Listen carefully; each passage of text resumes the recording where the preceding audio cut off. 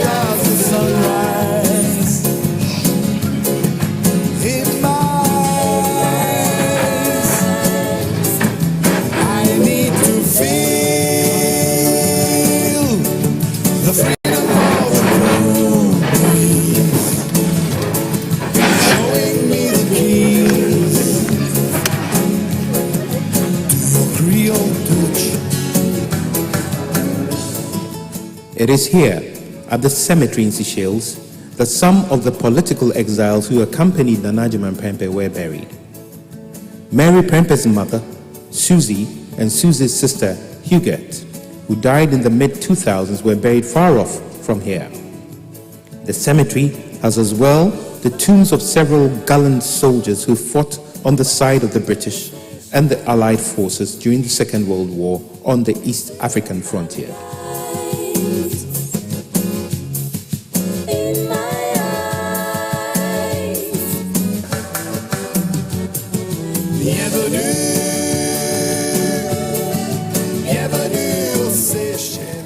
The current Queen Mother of Edriswa, MANHYIA Asanteman, assisted by the Minister of Tourism, Culture and the Creative Arts, Elizabeth Ofusu-Ajare, laid a wreath on behalf of Asante and Ghanaian women and their Champemhene Oheniba Edusei Poku on behalf of Asanteman.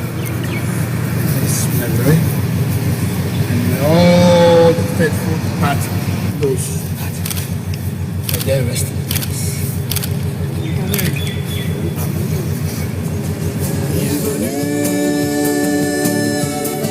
Bienvenue aux Seychelles. Vive le soleil.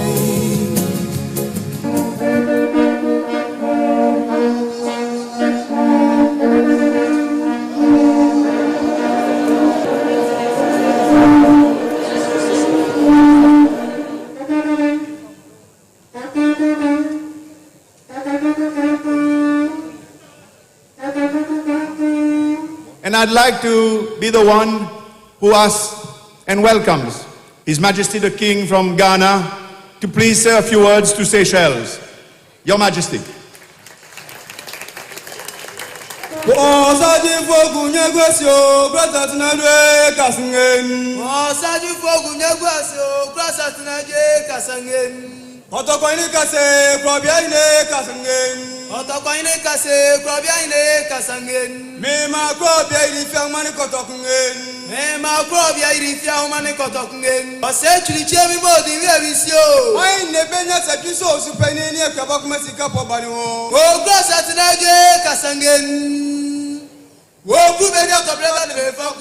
For years to come, Seychellois will live with the memories of Carnival Victoria and the vignettes of his highlights, the king's big umbrella, his headgear or crown, the smoothing voices of the royal poets or Otumfour amidst the ivory trumpet antiphonies, as well as the punctuation of his speech with linguistic affirmative approval.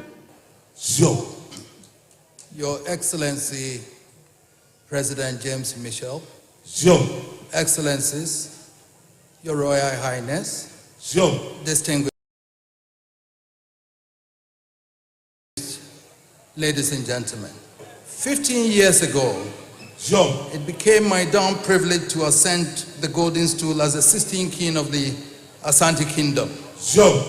Your great country, Seychelles, has been gracious enough to invite me and my delegation to make a symbolic return to the island. And we have chosen what we think is the right moment for this memorable voyage into history. We have chosen, not as some would have wished, to come and mourn and unburden ourselves of the pain and anguish of the past. We have chosen instead to join you in celebrating the joy of freedom. And I'm happy to bring with me the direct granddaughter of our legendary warrior Queen Mother, who apparently bears the name of MANHYIA Asanteman II. For it was the courage to dare to be free of foreign domination that brought us into captivity. And your island was chosen for our refuge because, like the Gold Coast, you two were a colonial outpost. Today, we are liberated within a strong, sovereign, united Ghana, and you too are liberated. So we join together in freedom to celebrate the creativity of our people expressed in song and dance, in poetry, and in the fine arts.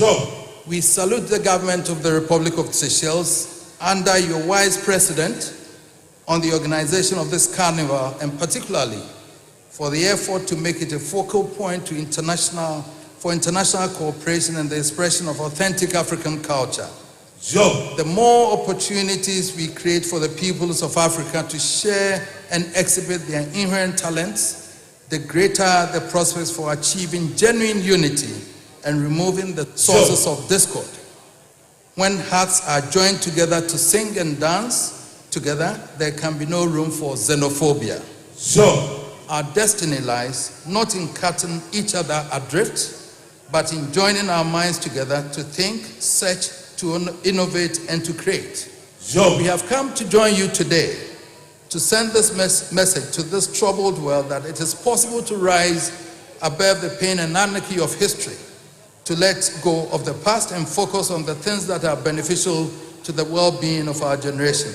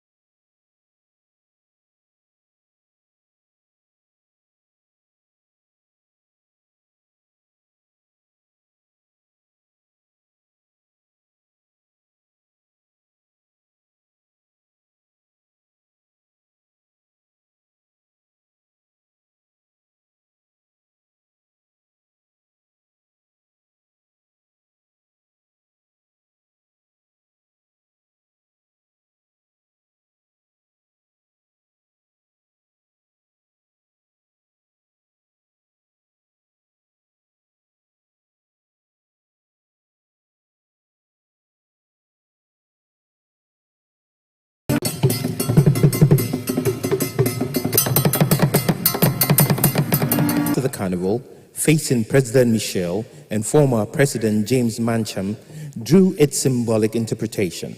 Asante history and PREMPEH's exile in Seychelles is part of the school curriculum. And a newspaper article by President Mancham asking for a serious public and government debate about the guest's speech generated the desired discussion.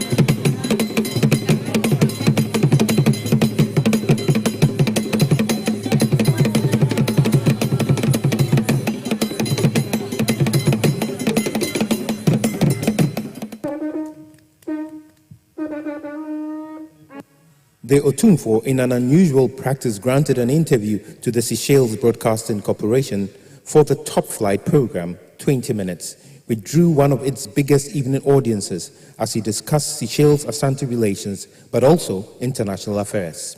Some managers and people out there, and the young players themselves, see it as economic development, so they want big money. So obviously when foreign teams contact them, they sign agreements and leave. So a player that you think could have helped your team to develop, within a year or two, he's left you. And you still have to start again by looking for a new one. That is the only thing affecting my team, but we shall come back to that. And then we'll come to Seychelles. If we have a team here, I can bet that we'll beat them. That will be a very interesting match. Yes. Your Majesty, coming back to Seychelles, will you have the opportunity to visit some parts of the country outside the Carnival before you go back? I would love to do that. It's a beautiful island. Driving through within these few days, I realized that it's a beautiful island, and I would love to explore that further. Or maybe come back privately next time and then be able to explore the whole island later. Thank you very much, Your Majesty. Thank you for very much. answering our questions. Thank you very much. Thank you.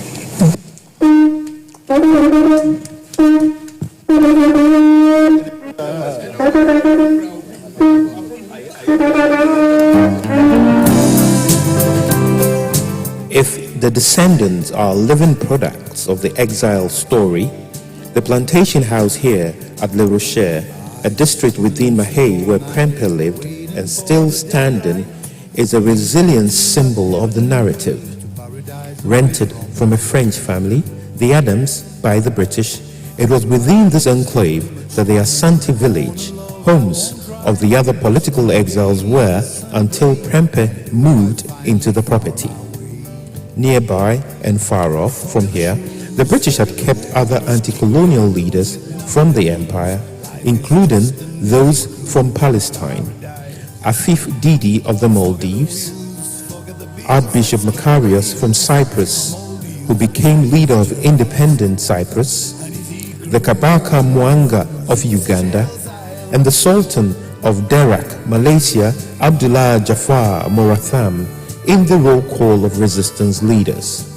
With the exception of this property as a historical heritage, all the others are gone to regeneration enterprises or redevelopment by private owners.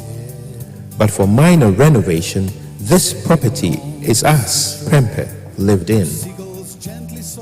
It was in this house that he was taught to read and write in English, and at a relatively short time to the surprise of his instructors. It is here that most of the over 1,000 correspondences he exchanged with the British colonial officers were written, and most probably where he wrote with the guidance of his mother, Nana Yi-chan, in 1907, the first Asante interpretation of empire history, the history of Asante kings and the whole country itself. Two crazy lovers on the run. But by traveling with 52 other chiefs and queens symbolic of the exile, Otumfour Osei-Tutu II did not only seek to reenact history, but to situate his thinking of the present into the past. It was at the same spot that Nana Ajiman PREMPEH was photographed with the exile group. His great-nephew will record his presence with his entourage the same way, the changing face of history at the place of their desolation. He leaves with mixed feelings but congratulates the Adams family for keeping the heritage of his uncle and of Asanteman's interest in its present and future preservation.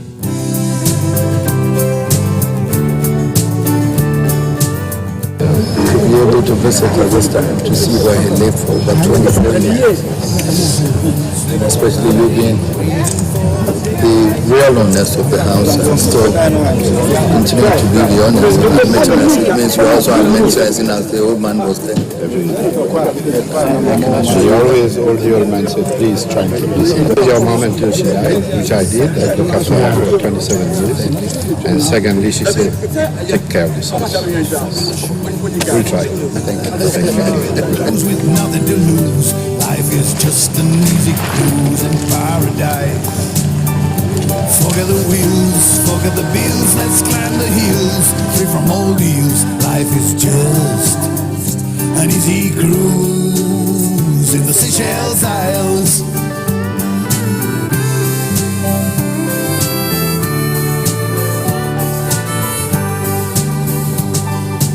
Always dreamt to take you there, leave all the hurt you bear. It's written hidden in somewhere where you and I.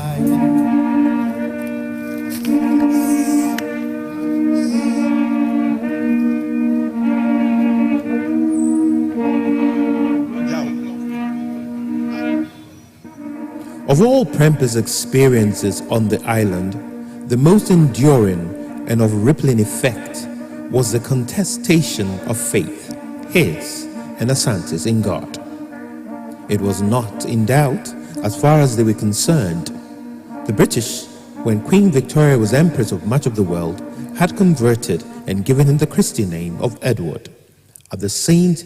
Agnes's Anglican Church, where he was baptized, though it would be in this church, St. Paul's Anglican Cathedral, he worshipped most of the time. I would like to welcome you at St. Paul's Cathedral. Today is the fourth Sunday of Easter. It's a service of thanksgiving, of memorial for King Prempeh of Ashanti. It is good to welcome you in this place. We also give thanks for the King's 16th anniversary of his enthronement.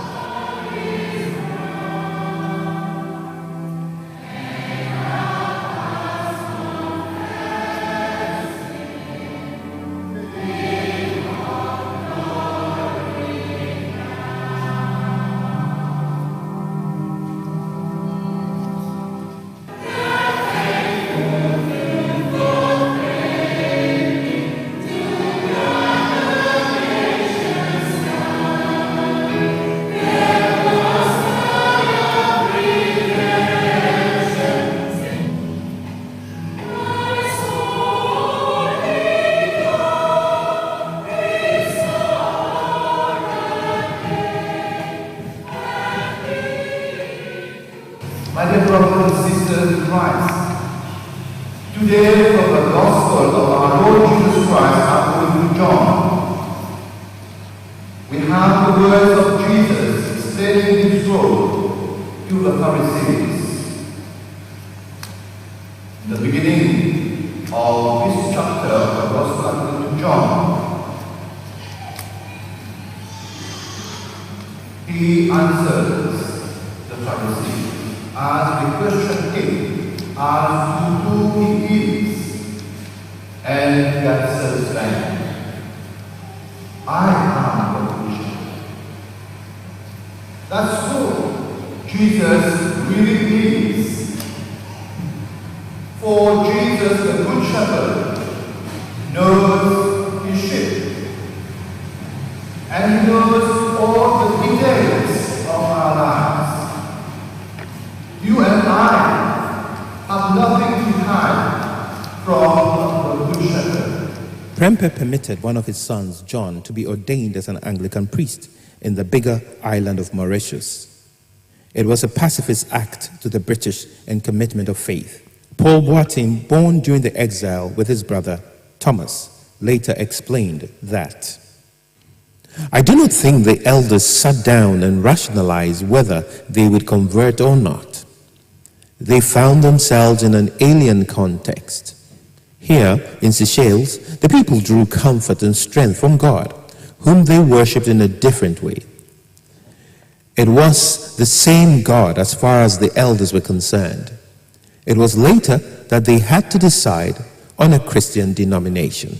Perhaps Nelson Mandela modeled his life after King Prempeh. By this visit, Otumfour II has asked me that to inform you that the memory of his grandmother and his achievements will always encourage him to pursue assiduously the legacy bequeathed by the great King Prempeh.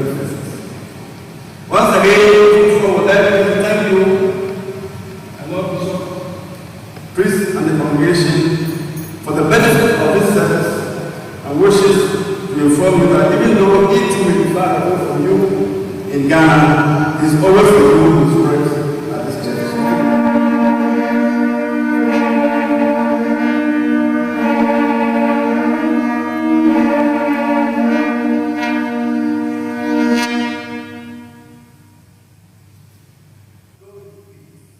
But much has not changed in Asante's belief that God should be worshipped in a cultural context. The Asante royalty is mainly Anglican, thanks to Prempeh's baptism. But the ivory trumpet poets and verbal artists still use their media to glorify God in the most cultural form of hybridism. And through the sacrament of the Eucharist. The Asantehene is today the titular head of the church in Asante, the Metropolitan Archbishop of the province of West Africa, and the primate is the Bishop of the Kumasi Diocese and a subject of the King. The Most Reverend Dr. Daniel Yinkasafu, as well as descendants of PREMPEH who have been chancellors and peoples and priests wardens over the decades. The impact is geo-neutral, and the singing of Handel's Zadok the Priest or God Save the Queen could be with the same flourish whether the Archbishop of Canterbury is officiating at the Westminster Abbey or St. Cyprian the Martyr in Kumasi.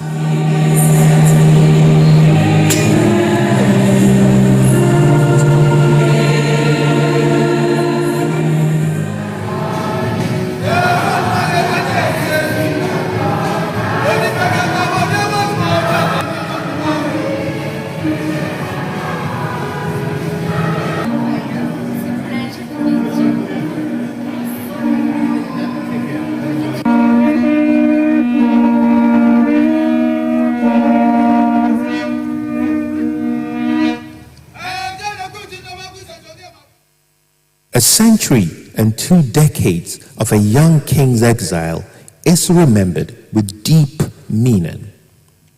Hawkish historians tend to treat PREMPEH's reign with peripheral analysis and overlook his reasoning power at the time. When resistance to an arch-imperial intention of destruction did not always lead to resolution at the crossroad of history. They turn to forget also that throughout the period he was the testament of cultural faith and its defense through history writing and the elegy of letters. The personally taught history of his people to the new generation born on the island and celebration of Asante festivals. That he also became a sorrowful figure of cultural bereavement, having to bury his parents and other elderly chiefs in a foreign land without due honors as leader of the exiled group. He has written in one of his letters that of the 54 people I came with, there remain only 6 chiefs, and out of the 6, 1 is blind. The remaining are old and ill. This has created more loneliness as compared to when we were so crowded. These letters of melancholy created nationalistic protests from the intelligentsia in the Gold Coast, including from Nana Oforiatta I, E.J.P. Brown, Dr. B.N. Quote, Papafield, the lawyer J.E. Casely Hayford, who said, PREMPEH should be allowed to die in his own land. Yet he still had the sanity of preservation, even at a point when he had reached the limits of his powers. If he had not been strong at the time, Asante would have been weaker today. He would not also have been able to sponsor as progenitor the transition of Asante into the 20th century's modernity.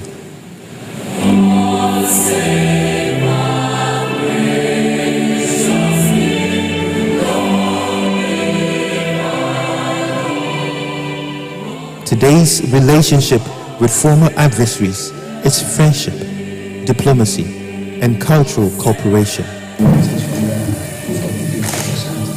Thank you very much. Well, we were there not so very long ago. Yes. Unfortunately, I didn't. And we didn't have time to travel outside of Prague, unfortunately. I was looking for 2 days. This was correct.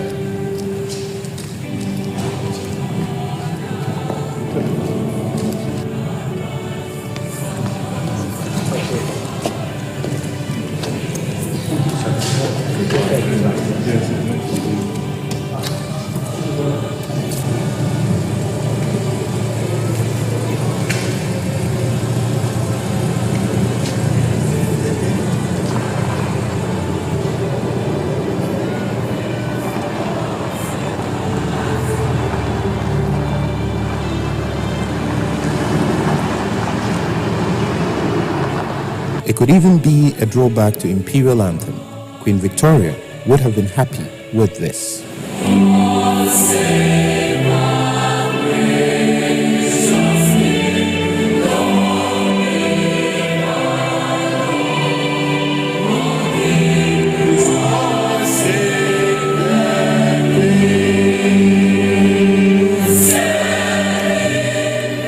But the leaders of old also believed in fate and the destination of its course, whether through layers in the deep forest, across streams or oceans.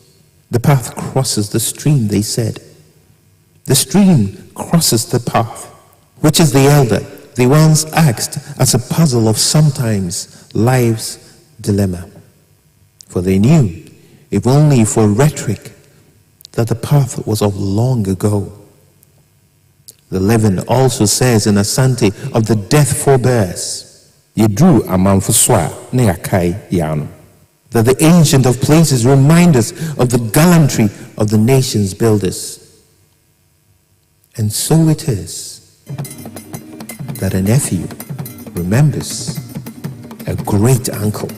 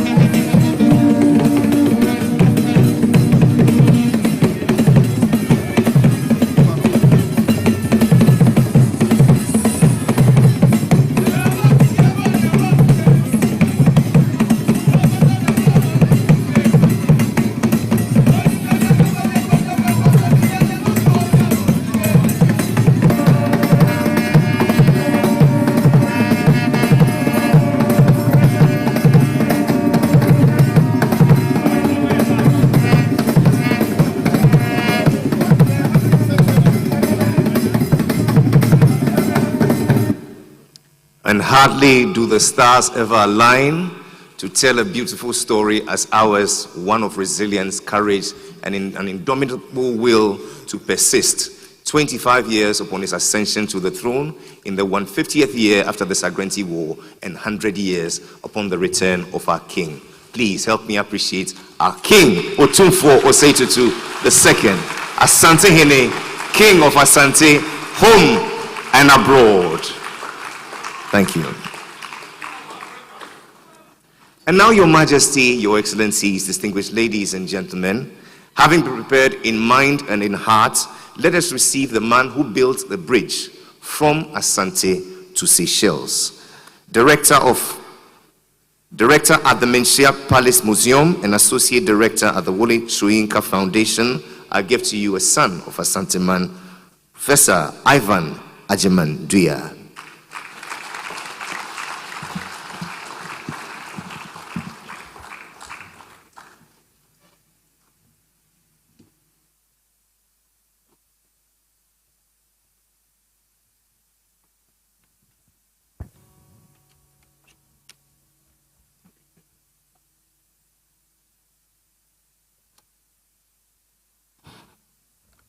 The eminent linguist of Asante Court, Bafo Osayakoto, recounted in a 1998 conversation how Asanteman received Nana Ajimai Prempeh I and his returning exile party at the Kumasi railway station.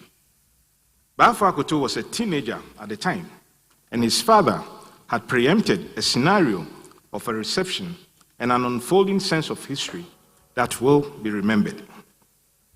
It was more than that, though, indeed an epiphany in reconciliation. And that was how father and son ended up with a mail-in crowd on November 12, 1924.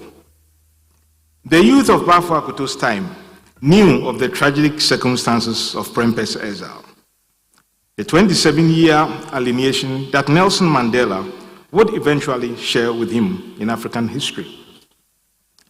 In 1897, Prempeh was aware of the imminent danger, or worse, end of his reign.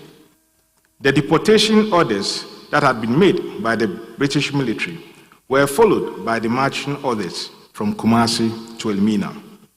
Yet, about 500 anti-colonial Ashanti activists and courtiers decided to travel with him up to Elmina before his final voyage to the Indian Ocean. If the tragic hero and bearer of history was at last returning, the right courtesies were to be given. The voyage from Seychelles was 2 months long, from the harbor city of Bombay, or what is now modern-day Mumbai, in India, through the port of Sudan, which is between Eastern and Central Africa, up north to Port Said in Egypt, still within the Red Sea, or the Eastern Arab world. It was from there that they sailed to Europe, first to Liverpool in England, and further across into the ancient port city of Marseille in southern France, and onwards to the British peninsula of Gibraltar on the south coast of Spain. They started the journey on the SS Olympia and finally made it to the Gold Coast on the SS Abyssine. Many of the welcome party or crowd slept at the Kumasi station on the eve of return till the expected arrival of the main train from Sekandi at 6 a.m. the following day, that is November 12th. Eventually, and one after the other, the 45 royal passengers, in a palpable state of anxiety, disembarked. The focus, as expected, was on PREMPEH. Majority of the crowd had never met him, neither had they ever seen an image of him, which also explained why they were there in their numbers. They saw a middle-aged man in a distinguishing suit with an English hat, which went against their expectation of a cloth-wearing nobler. It was when some of the elders started screaming and singing his appellation that the jubilation started. A number of the young royals' returnees were carried on the necks of joyous others all the way to Asafo. Among them was the 10-year-old Mary PREMPEH, daughter of the returning Asanteman. The jubilation, she told me in 1999, went on till the evening as mothers looked through the crowd for their children who had gone unaccompanied. It will be a cruel expectation that PREMPEH's persona will remain the same, having left as a young king at the presumed age of 26 and spending over a quarter of a century in a strange land. He was culturally adaptable to multiracial Seychelles. He took to adult literacy, especially the English language, and the most English of recreations, cricket. He and some of the chiefs were into herbal medicine and trained some Seychellois, including their leading herbalist, Charles Diaco, in their medicinal garden. An anthropologist in Mahé, J.P. Mahoon, and I are still searching for a manuscript, presumably written by PREMPEH, his chief herbalist, the Domnasihene or Ankasihene, Kwame Boateng, and 2 chiefs of the Nsumankwa, Kwame Afre and Kojo Yeboah. The most important of PREMPEH's new multifocal outlook was his interest in Western education and Christianity, which will be the most enduring on Asante society.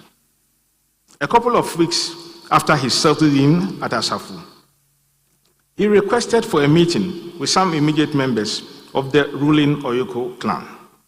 41 of them attended. It was principally about their welfare and the additions made. Grandmothers and mothers went with the younger ones, and they were all introduced. PREMPEH singled out 2. The first was Edward Ousu, son of his sister, Kuyabakma, and thus his nephew. Kuyabakma was the first royal to have unexpectedly died in Kumasi during the exile. The other was the son of a Kuya Echan called Berima Kokwe Dusei. PREMPEH made it clear to some elders of Kumasi that the 2 will succeed him as Asantehene. This came to pass. Edward Ousu as Osagyman PREMPEH II or Osei Trichie, and Berima Kokwe Dusei as Opokuwari II. Edward Ousu had an interest in entrepreneurship instead of formal education, and his uncle supported him. As for Berima Kwaku Adusei, days after the historic meeting, PREMPEH personally took him to enroll at what is now the St. Cyprian Primary School at Fanti-Newtown and left him in the care of the Anglican fathers. At some point, Adusei lived with them at the Church of England Mission House.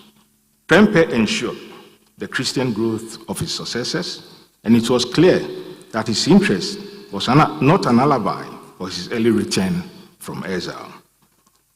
The Harvard University historian Emmanuel Kokwe Champon once wrote that in need of spiritual explanation,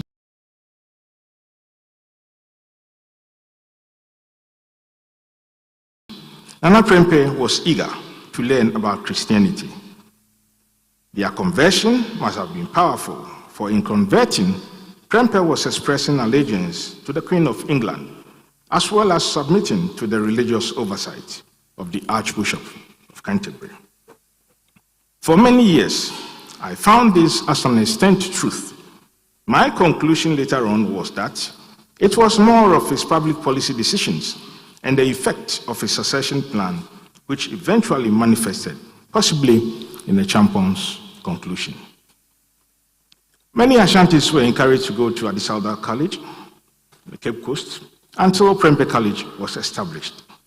It was PREMPEH's children and other returnees from the Seychelles who later led the independence from the Diocese of Accra in 1973.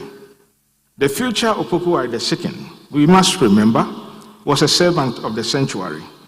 He took over church leadership for over 3 decades as chancellors, registrars, wardens, and in a way created a synod structure linked to MANHYIA. The submission to the Archbishop of Canterbury in Kent became one to the King of Asante in MANHYIA. However, better relationship developed on bilateral frontiers.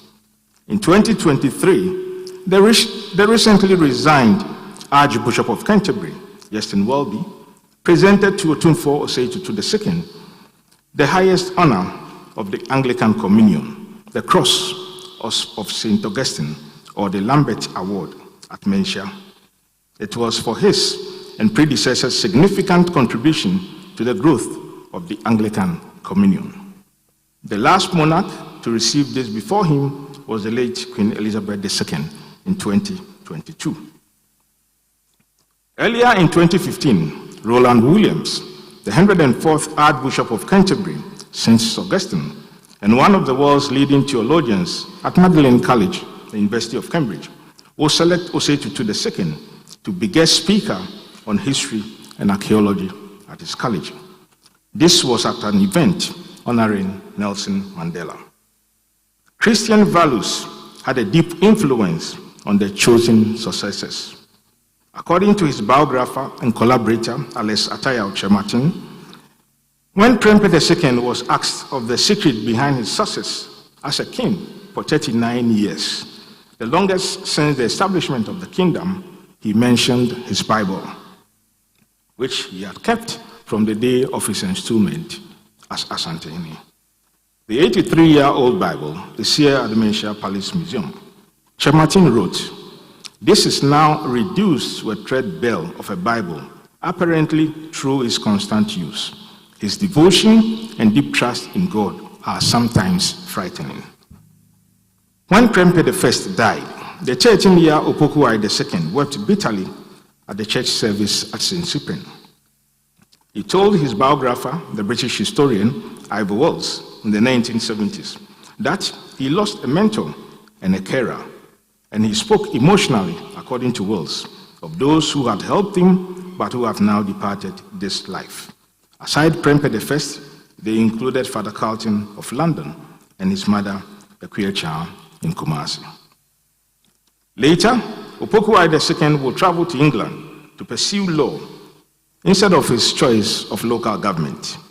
As you may be aware, one of the district commissioners of Asante, in dispatches to London, wrote that litigation is beloved by Ashantis. Obviously, a royal lawyer would be more exotic in a courtroom situation. And so he went to England with the assistance of PREMPEH II, the Kumasi Traditional Council, and the British Council. On his first Sunday in England, he served at the altar of the Church of St. Magus the Marthal, now part of the lower end of the London Bridge, built in the second half of the 1600s.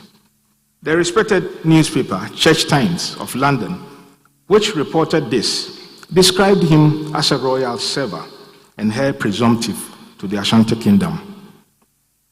By these developments, PREMPEH I had completely changed faith policy of the Ashanti monarchy after almost 200 years. His great predecessors, Asanteman Osebonsu in the 1810s, followed by Kwekudi Apeni and Mensa Bonsu, had weathered off Christian influences. They argued that there was nothing wrong with the faith, since it was one God worshipped in different ways. The caveat, however, was that Asante traditions would not be subverted for the style of the other. This explains why, in 1869, the head of the Basel mission of the Presbyterian Church, Ramsiam, was imprisoned in Kumasi for 5 years. It was the same argument that the Buganda Kingdom of Uganda made around 1887. People could convert to Christianity, but not at the expense of traditional values. It was when the Catholic Church did exactly that, using the courtiers in the palace as tools of rebellion, that the Kabaka had all the convicts killed in the famous story of the Marthals of Uganda. The questions worth asking, for which I do not have all the answers, are: why was PREMPEH I in such a hurry with his succession plan? Did he know his days on the throne of his ancestors would not be long? Whatever they were, that plan, whether by premonition or strategic thinking, has been the most sustainable of peaceful successions in the last 100 years. Aside this was an economic management plan for the future. Until his death, only 7 years after his return, he did not have access to the wealth of his kingdom, as the prime lands and other ancestral resources, and natural resources as well, had been registered in the name of the British Crown. The two things he relied on were the pride of a people and a hopeful succession. In the end, they worked. PREMPEH I was also the first to set up a modern administrative office of private secretaries, palace planners, state secretaries, and protocol units to complement the changing times. The earliest private secretaries had included the Seychelles-born Watson brothers, in particular Henry and Paul, who developed compulsory education schemes for the royals and other talented individuals, branded the palace, and also opened the channels for international diplomacy and visitations from Africa and other leaders. These included the visit of the UK Labour Chancellor of the Exchequer, Sir Stamford Cripps, to Kumasi. The reign of Ajimai PREMPEH II saw fruits of these policies as he added on and created opportunities for greater growth.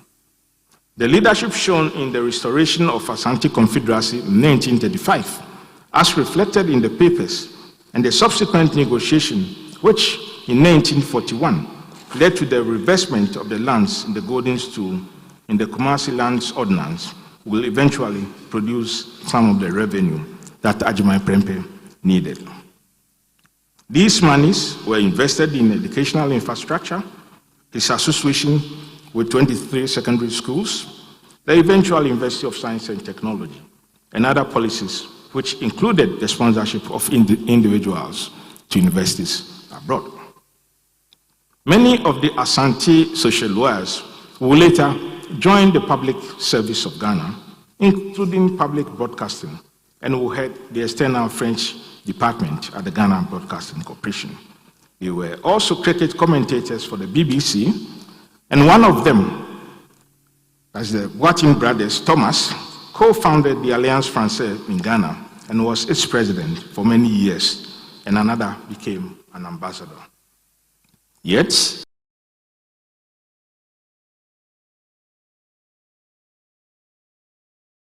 Others went to the judiciary and became justices, and a sizable number joined the bar. In fact, Ajuman Prempeh II recovered enough lost grounds, writing the usurpation of stool lands by non-royals, a situation the British had intentionally created as fodder for colonial control. By the time he was done with some of the major reinstatements, he had enough credibility such that the Chieftaincy Act 1961 at 81 that was passed by the Nkrumah government and which created the National House of Chiefs made him the titular president and for the headquarters to be in his capital, Kumasi. Prempeh II had also realized the changing times and has supported Shematin and others in setting up the Ashanti Cultural Center, which became the first of its kind in sub-Saharan Africa, in tangible and intangible preservation. It houses the Prempeh II Museum, whose facilities are still the most elaborate. Nkrumah nationalized it and asked Shematin to replicate it in the other regions of the country. There were the turbulent times of the dilemma of identity in an emergent Ghana from 1954 to 1957, when Asante sought a federal status. Cocoa and its producer price had been the immediate cause and had led to the formation of the National Liberation Movement, which was closely related to MANHYIA and PREMPEH. It was the first, most violent political engagement after the last Anglo-Ashanti War of 1900. It was, however, not in unison, as it was based on partisan political interest. Prempeh II and Asante survived with long-term impact that led to the creation of one of the two major political parties in Ghana. The exile of Prempeh I created such a big dissolution from the 1900s and was of interest to many scholars, the British district commissioners and governors who wrote extensively about it. Virtually all the accounts never gave room for its recovery in a post-colonial situation. The chief commissioner of Asante, Francis Fuller, in a vanished dynasty, came to the conclusion that it was all over in its glory and imperial history. Even within, such pessimism was prevalent. The future Opoku II intimated that when he was growing up, the general feeling was that Prempeh I will never return. If there was any hope that he ever gave, it was in his correspondence to the elders of Kumasi. Thankfully, 9 years ago, Otumfour Seifutu II authorized this correspondence to be compiled in a collaborative exercise with the Seychelles National Archives, and they are now at this palace. The last of the documents got in 3 days ago. As Prempeh II was getting physically weaker towards the end of his reign, which eventually came and was announced on May 30th, 1970, Opoku II was at the peak or prime of his readiness by a prediction of fate. Prempeh II had groomed him and prevented him from going into banking. According to Wells, Prempeh II personally took him to the town and city council. This was after Opoku had gained some work experience in Takoradi and Naxim in building surveys and land management. He became the Officer of Works and Development in Kumasi. The reign of Opoku II was peaceful and was the beginning of high-flight Asante diplomacy. He befriended other monarchs, which apart from the House of Windsor, included the King of Persia or the Shah of modern-day Iran, as a member of the Monarchies League. Of the uproar that greeted J.J. Rawlins's June 4th uprising in 1979 and the 31st December Revolution, he was tactful, and it later paid off as he became the elder of the nation. In a Silver Jubilee conversation that Charles Rekubrube and I published in 1995, titled A Queer Free Year, the wife of Opoku II emphasized this. He told us, when J.J. Rawlins staged his June 4th uprising, he came to Kumasi within that week. There was curfew, and at 1 a.m., soldiers came to our house here that is in Shaeso, and said Rawlings was at the officers' mess and wanted to see Otumfour urgently, and that I should take him to MANHYIA that early morning. I dressed up, and in the midst of a convoy of armored cars, I went with the soldiers, with Rawlings in one of the armored cars, to MANHYIA Palace. It was 1:30 a.m., that's in the morning, and we woke up the Asanteman, Nana Efiakobi, and the other chiefs who sleep in the palace, and went to see Otumfour. Rawlings knelt before Otumfour and introduced himself, saying he had come to greet him before he would continue with his work. He had decided not to go to sleep that night without seeing him. On Rawlings' second coming on the 31st of December and the start of the revolution, Opoku was instrumental behind the scenes in getting some donor and multilateral support. At his funeral eulogy, Rawlings, on behalf of the state of Ghana, said, "I hope that one day the people of this country will know what Opoku did for us." For a declined empire, which had been written off and which PREMPEH I had rejuvenated, its influence in national development over a century after exceeded a vanished dynasty. To understand the political leadership of Asante better, and especially from the return of PREMPEH I, is to listen to what the nominees say on installment and not who did what. The oath of kinship, using the Mpomponso sword, is the social contract of a continuum, as were the reigns of Ajuman PREMPEH II and Opoku II, so is that of whom we have now, Osei Tutu II. In April 1999, he invoked the names of his predecessors and promised to add to what they did, turning the Mpomponso sword towards the cardinal geographies of Kumasi, with the chiefs and people present as eyewitnesses. He swore that, "I am the grandson of Osei and Opoku. I am the grandson of Nana Bonsu. I am the great-grandnephew of Nana Ajuman PREMPEH I. Nana Kwame Twitwi PREMPEH II was my uncle. Opoku II was my elder brother. If my elder brother Opoku is gone to the village, and by the grace of Asanteman, you have given his gun to me to rule.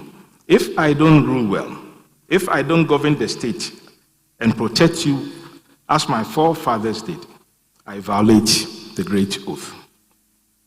One of the challenges that PREMPEH I had was to undo what the British had done with non-royals occupying certain stools. This was not of immediate concern, though, as some got resolved. He rather abolished certain stools whose relevance posed challenges to evolving modernity. One of them had a semblance in functionality of heir presumptive to the golden stool. As long as there was a reigning Asantehene, this should not be. If anything, it should only be an unofficial gossip. And that explains why he abolished the Mankwe stool. As he was around for only 7 years, it fell on Ajuman PREMPEH II to investigate the right lineage politics. Because he had time, he succeeded to a large extent. He also decided that for the first time, stool histories should be documented for prosperity. And so he charged Joseph Ajuman and Ivor Walls to do that in a 10-year project at the Institute of African Studies at the University of Ghana, which has helped to resolve some of the contemporary cases. If sustainability of the kinship was the forefathers' primary responsibility, Osei Tutu II was also in his oath the Lord Spiritual, whose duty was to protect the sovereign people as his forebears did. He has so far successfully adjudicated over 400 chieftaincy cases with their attendant disputes on the ownership and management of land before 1883. That is, after the Civil War, we've not had this peaceful period before. This has successfully been done, such that major tensions before the last quarter century that led to underdevelopment in communities are forgotten. I will give 3 more examples of secession that has made Asante stronger from the 1800s, and more particularly yet from Prempeh I. When T.E. Bowditch visited Asantehene Osei-Bonsu in Kumasi, they discussed the British Museum. Osei-Bonsu wanted to do something similar. The British Museum wanted to do something similar. The cost involved was, however, prohibitive, as the stones will have to be imported from Europe, as had been done in the building of the Forsten castles along the coast.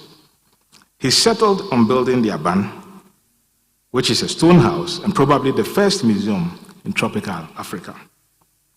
He told Bowditch that Asante would in the future build the type of the British Museum after he was gone. Something curious happened in March this year. Together with the curator from the British Museum, we had a view of this hall in which we are seated now and its compartment. We were surprised at its size and intended usage. Later, as we sat at the British Museum's Anthropology Center in London, going through Bowditch's papers, we realized that this hall has about the same size as the original one of the British Museum that Bowditch discussed with Osei-Bonsu. The second example of continuum was about Prempeh II, who wanted to build a museum for Prempeh I in the late 1940s. As it could not be done, and Opoku-Ware knew of it, he turned the palace of Prempeh I into this museum at the other end, which will be 30 years next year. Now, Osei Tutu II, having given this auditorium, has almost completed the first purposefully built contemporary palace museum in this country. He sat through the partnership agreement in London with Tullow Oil Company and was involved with reviews of designs and secured the initial grant with which the museum was started and added on to it. 2 weeks ago, the Reserve Bank of South Africa gave permission for export of some Asante gold objects of the 19th century. This was through his initial contact with the Anglo Gold Ashanti, which had previously purchased these objects from a Swiss collector of African art. This will be part of his new museum and acquisition.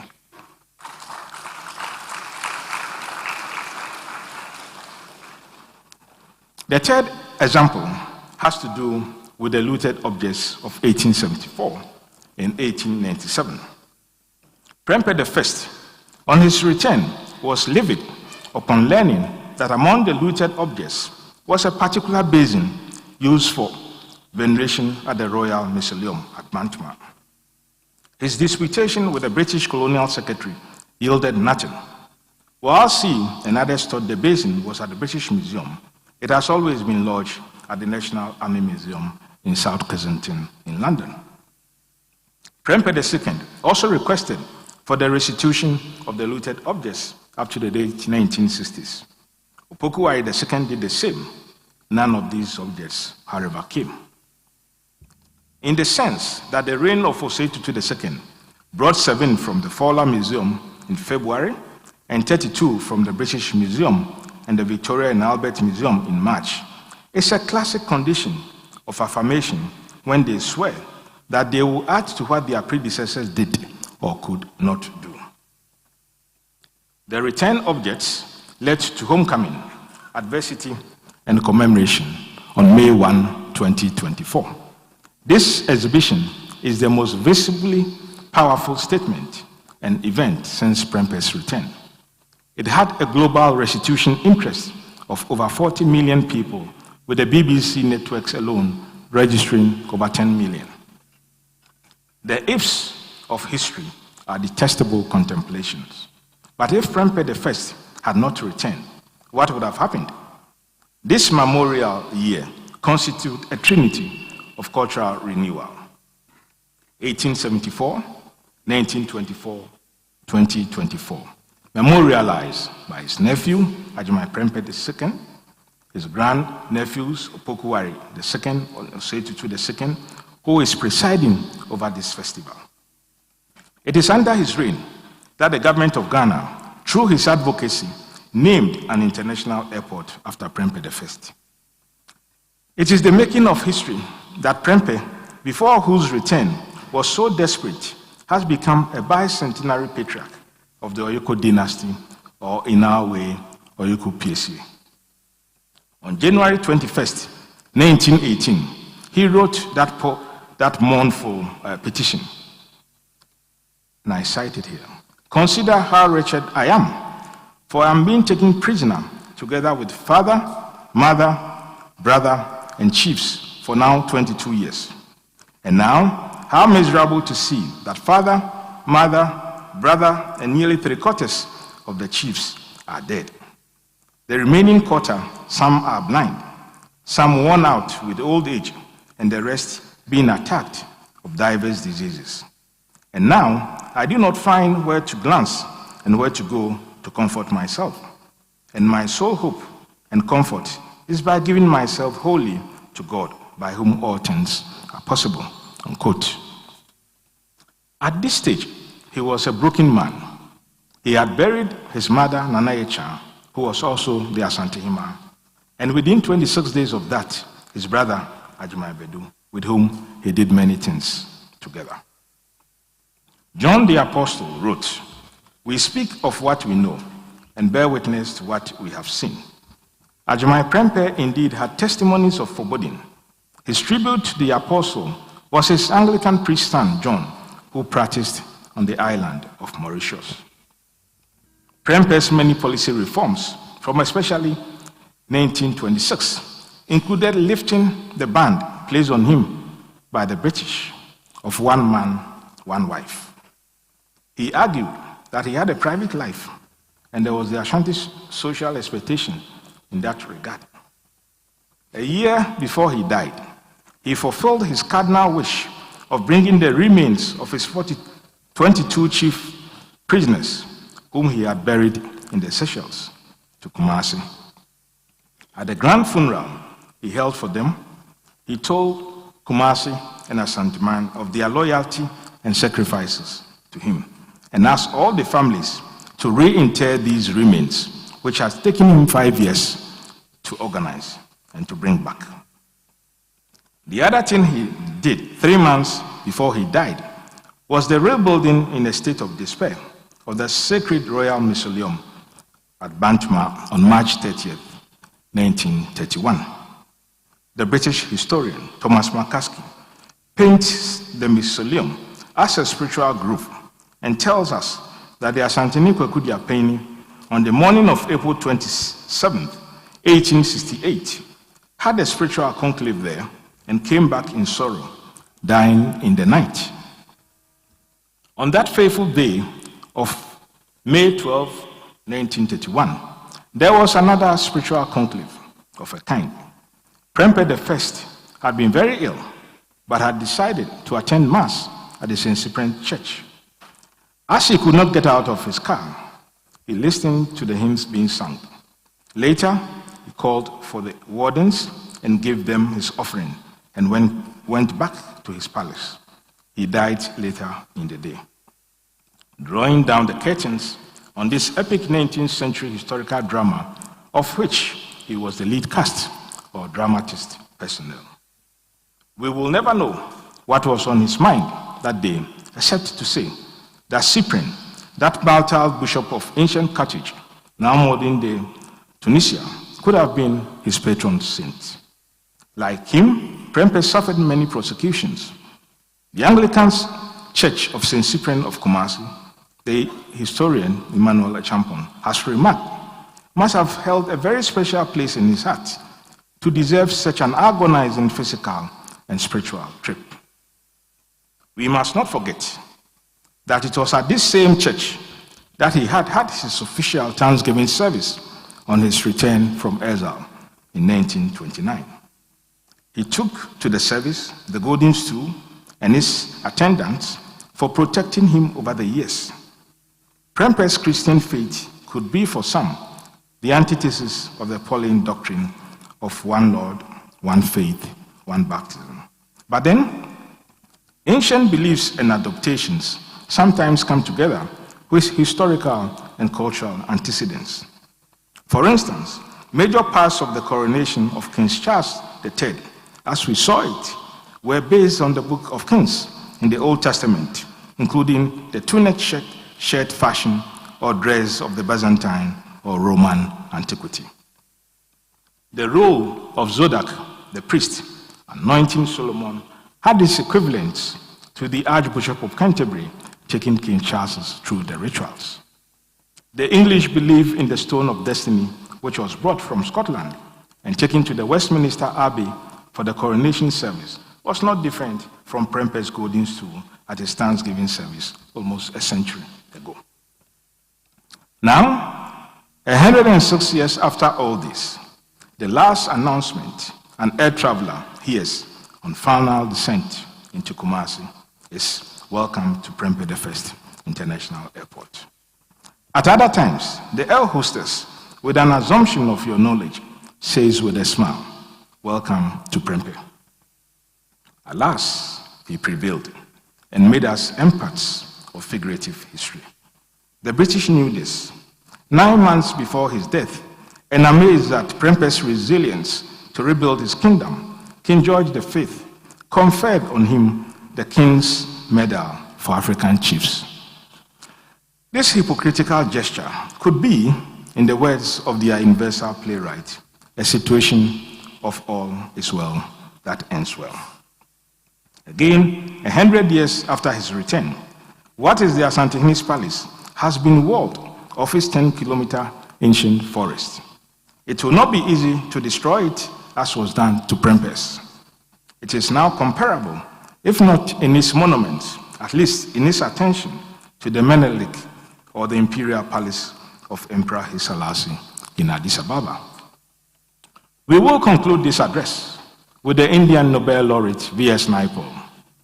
In his well-known novel, A Bend in the River,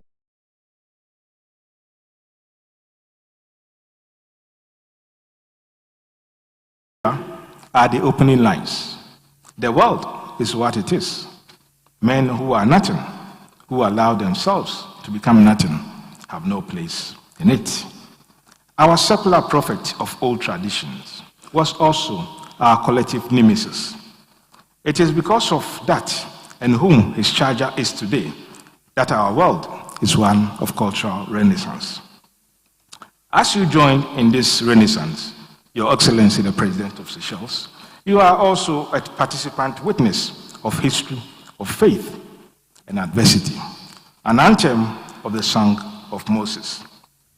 Over 40 years ago, you baptized 2 of Prempeh's great-grandchildren who are with us today at the same St. Paul's Cathedral in your capital of Victoria, where Prempeh worshipped.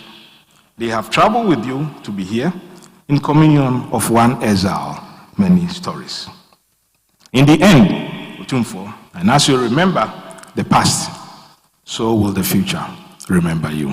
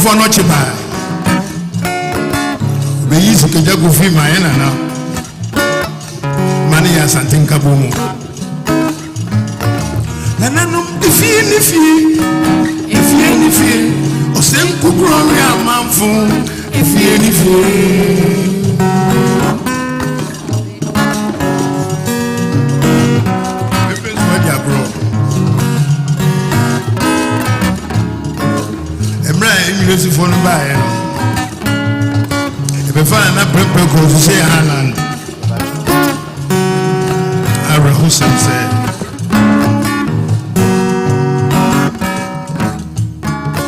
Nananum, if you, Osen Kukuri a man from, if you,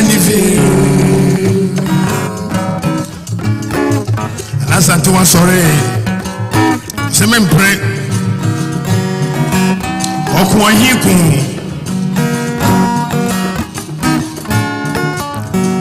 If you any fear, or send Kukuri a man for, if you any fear.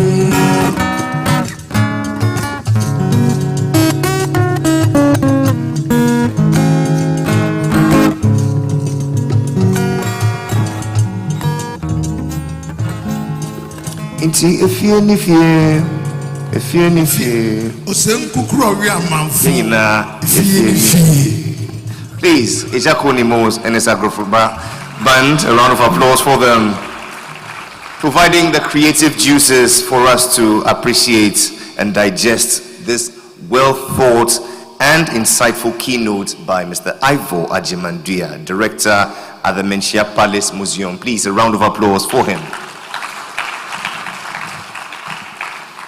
What we want to do now, Your Majesty, Your Excellencies, distinguished ladies and gentlemen, is to gain two insights.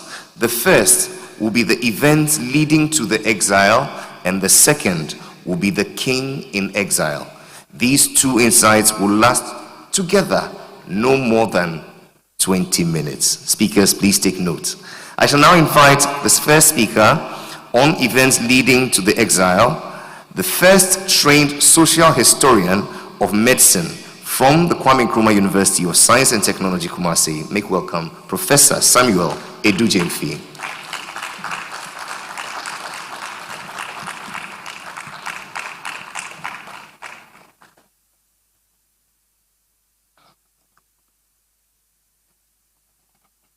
His Royal Majesty Otumfour Asanteman, and also to the second, Her Royal Highness Lady Julia Nananum.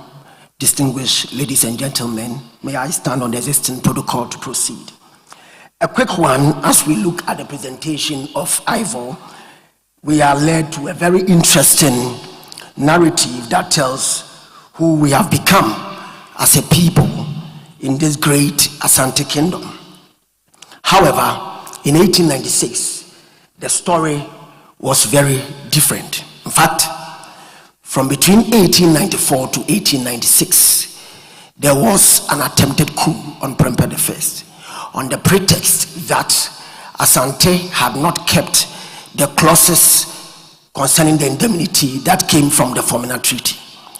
But more so, there were other diplomatic overtures to ensure that there would be peace, because Asante did not only go to war, but Asante believed in diplomacy. And so whilst Asante kept to diplomatic overtures, in their minds they believed that the British will do same.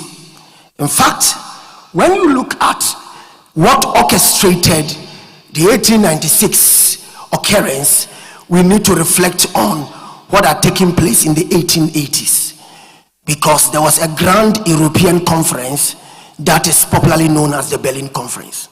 In that conference, 2 or 3 major important themes came up. The first one was effective occupation, and the second concerned the sphere of influence. British and other European engagements in Africa, for that matter, was that which aimed at exploiting the territory of Africa and to make good of her resources which nature had given to them. But it was not an equal relationship at all, because you see that in the case of the Gold Coast, the British had subtly and openly taken over the entire region, or the colony as it is referred to in the literature, except for the forest region of Asante. And so if the British would allow Asante to subsist as an independent kingdom, and for that matter an empire, it would, if you like, truncate its adventure. So several things were taking place at the time. There was competition between them. France, Germany, and other holdings and interests in Africa was ongoing. And for that matter, the British had to hold to their own, not only at the colony, but also to further advance to take over the entirety of Asante, to ensure that they govern same and benefit from its resources. Fundamentally, if you look at the 1800s, you would understand that Asante had had a lot of encounters with the British, taking off from 1824 when McCarthy dared Asante power and he was decapitated. And more so, you would see that such encounters, which Ivor has spoken to in many ways, ended up with the Yasantua War. But the fundamental ethos of it is that Asante had great leaders and great kings who were warriors and who did not believe in colonization. And for that matter, such resistance persisted from 1824 up to 1896 when PREMPEH was taken to Sierra Leone and afterwards to Seychelles. But the question is that when you look at the 1880 conference and the event at Berlin, you would understand that a lot of things were happening. And today, Africa is still being insulted by the West. And I dare to establish a point with that, and maybe I shall yield because of time. You realize that when they showed interest in sharing the lands in Africa, Africa was not represented in that conference. I will refer to them as the G14, as you have today the G7. And these were the people: Germany, France, Great Britain, United States, Russia, among others. These were people who shared Africa on a piece of paper, but they had to effectively occupy Asante. The challenge at this time was that Asante had gone through many phases of difficulties and challenges. Kofi Kakari's challenge, and also the misrule which had occurred for a very long time. So look at Congo. King Leopold of Belgium wanted Congo. Belgium today has 11 million people. King Leopold of Belgium at the time wanted Congo, the heart of Africa's resources, and it was given to him on a silver platter. But that is what the African leaders, the African chiefs, who were democratically elected in their own enclaves, did not want that to happen. Exiling such leaders who were resisting colonization was a stock in their trade, and it is today a stock in their trade, because they intend to shove all political actors and developmental agents who want to develop their people. And we saw that in Patrice Emerson Lumumba's assassination. And we saw that in other great leaders in Africa who were taken away even in the 20th century. You are either exiled or you are killed. Before 1896, you would recall that King Agri of Cape Coast in 1867 had been sent to Sierra Leone. And he returned a sick man who denounced his own rulership and more so was put under stipend. It was an European agenda, a grand one which was undertaken. And that would go beyond diplomacy, because they wanted to absolutely take over the territory of Africa and more so take over the territories of the Gold Coast, including Asante. The invasion had immediate and long-lasting consequences. The exile of PREMPEH I disrupted traditional Asante political structures and facilitated the implementation of direct British administration. As Kimball notes, this transformation fundamentally altered the political landscape of the Gold Coast region. The economic consequences were equally significant.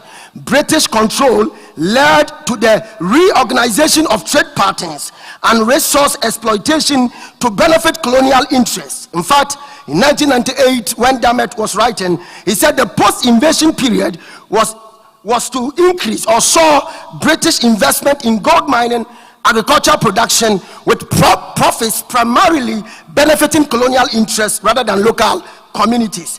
The Asante engaged in extensive trade networks that facilitated the exchange of valuable commodities such as gold, ivory, and later rubber.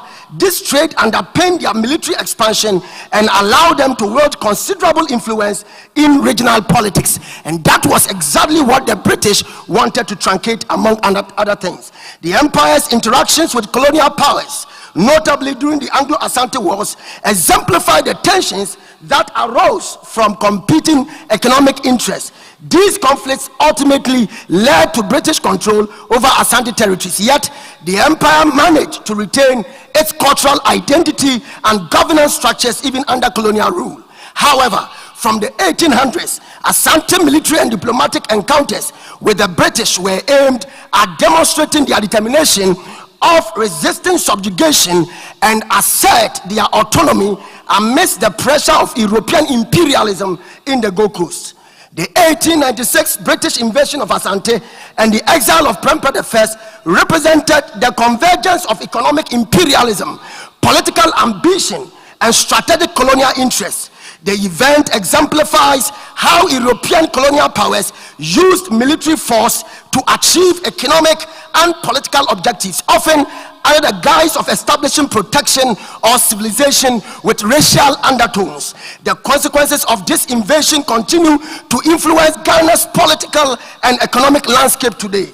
This exilic episode marked the depletion, or better still, the ending of a century of intense diplomatic activity between Asante and its neighbors, including African and European nations, which had helped to develop and standardize practices related to diplomatic appointments, representations, conduct, and strategies in Asante native diplomatic practice.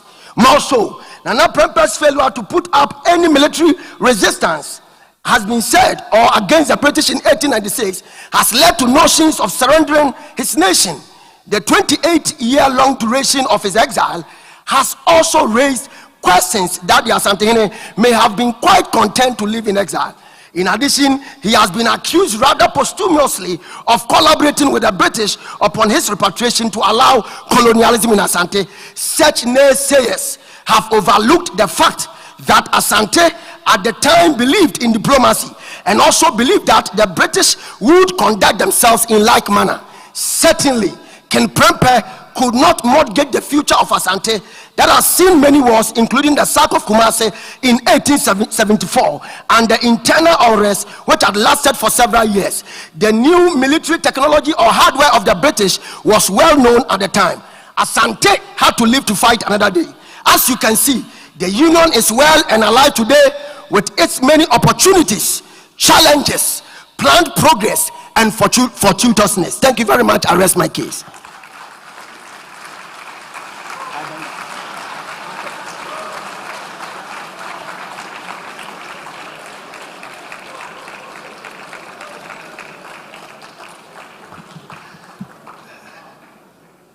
I cannot keep up.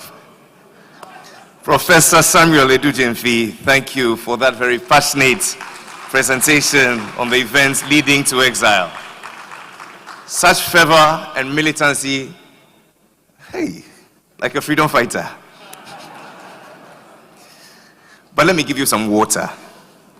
And so our next presentation is on the King in Exile. That will be soft, because it will be done by a director of Creole Language and Culture Research Institute, the University of Seychelles. I give you Dr. Penda Chopper.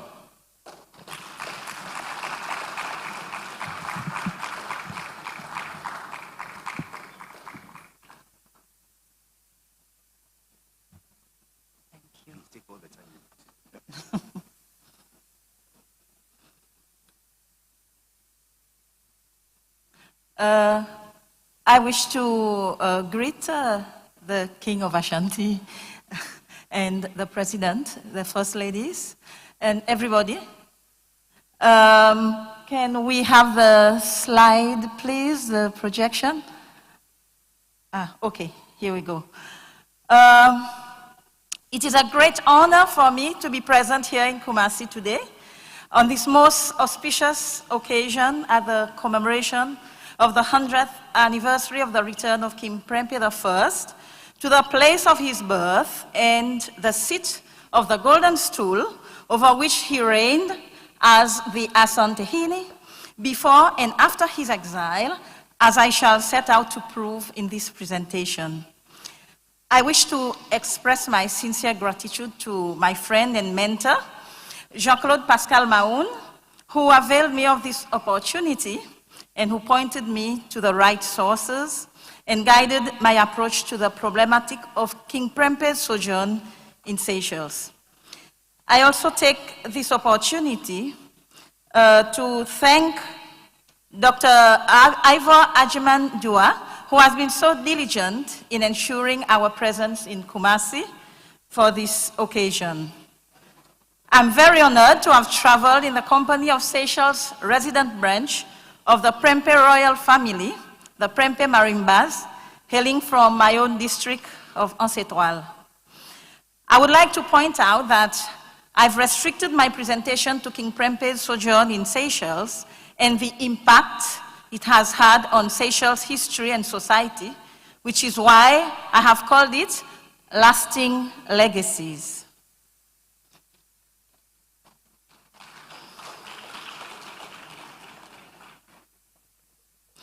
King Prempeh I arrived in Seychelles on 11th September in 1900. He was accompanied by 14 chiefs, 13 women, 13 children, 12 attendants, a total of 53 people. In 1901, the Queen Mother, Ya Asantewa, joined the king in exile. With her came another 15 chiefs, 2 women, 4 attendants, and this made a total of 75 of the Asante people who were exiled to Seychelles.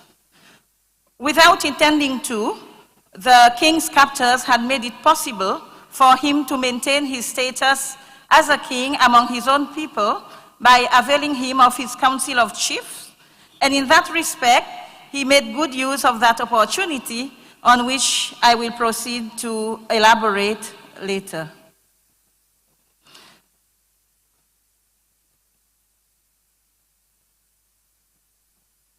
Okay, so let's look a little bit at the background, what Seychelles was like in 1900 when the King Prempeh arrived.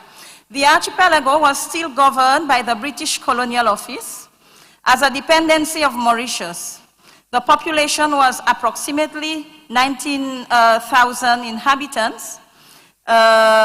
Seychelles society at that time could be described as a typical colonial plantation society, which had been founded on slavery. A very small minority of French colonial descendants owned most of the land, while a majority of the population, consisting mainly of slave descendants, including the progenies of abusive relationships between plantation masters and African slave women, worked on coconut or vanilla plantations. I'm sure all of you know this story. The British presence was felt mainly in the administrative positions, but it was nevertheless a position of power. This was a time when slave trafficking in the Indian Ocean region was still fresh in people's memories, and indeed, some recent scattered islands might still have been, especially amongst Seychelles scattered island, illegal slave trafficking could still have been going on. There is some evidence in that direction. So in this environment, compounded by the presence of a fresh stock of African ethnic groups among the population who had been liberated by British anti-slavery activities in the Indian Ocean, King Prempeh's reception by the community could have been very different than what it turned out to be, had it not been for his personality.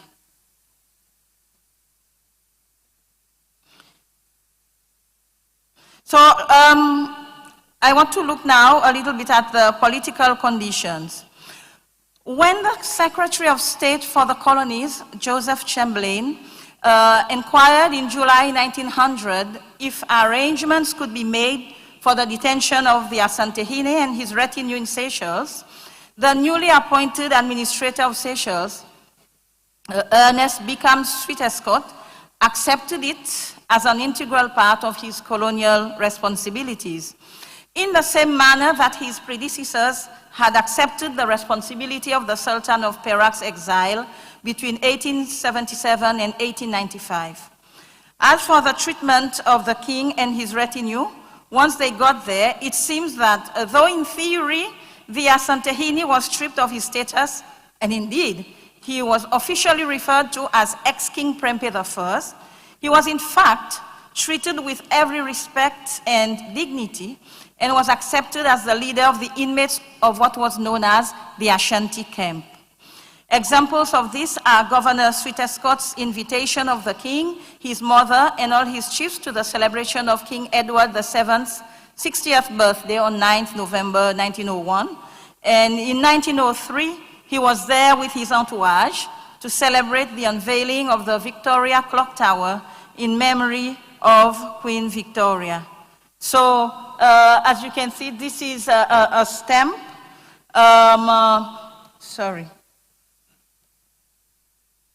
This is a stamp in honor of King Prempeh, and that was in 1965. So that tells you that he was revered. People had respected him and had a good memory of him.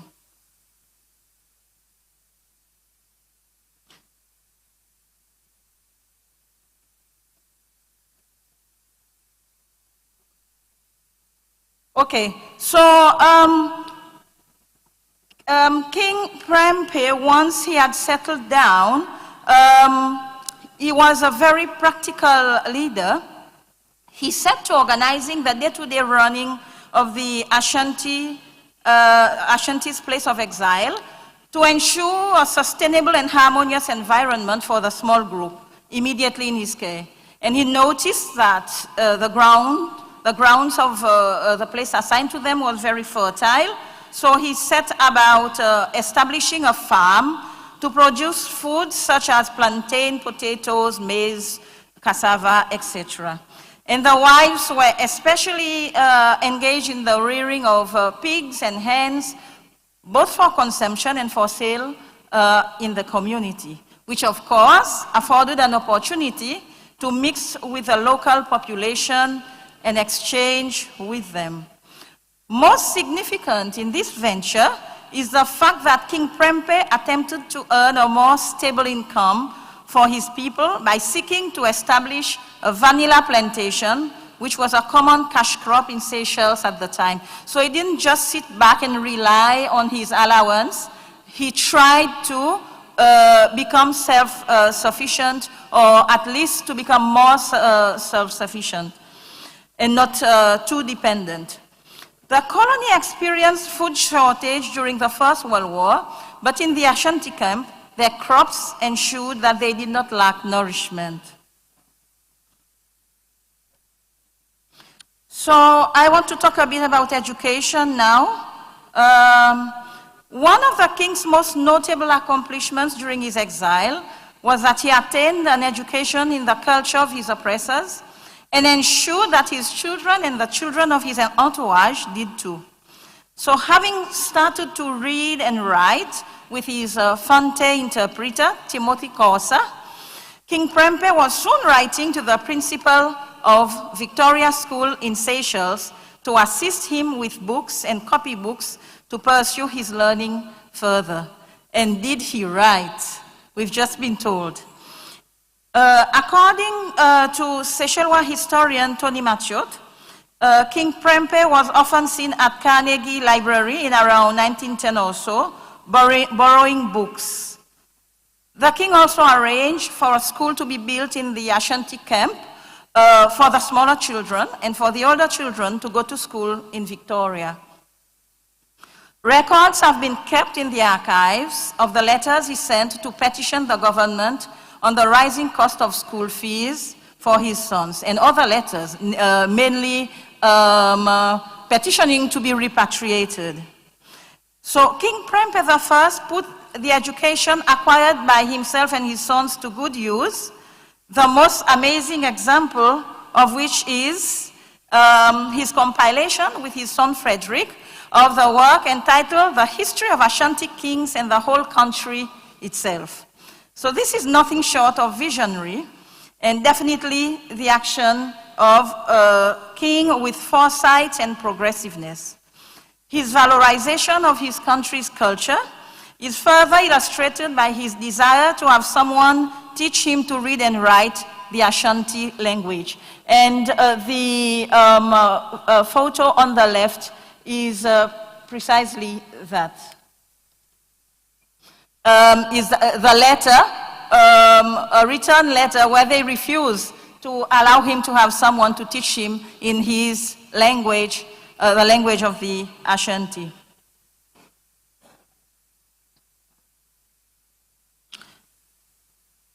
The king also saw the necessity of learning the Creole language in order to smooth relations between his entourage and the local people, to learn from them and to exchange with them.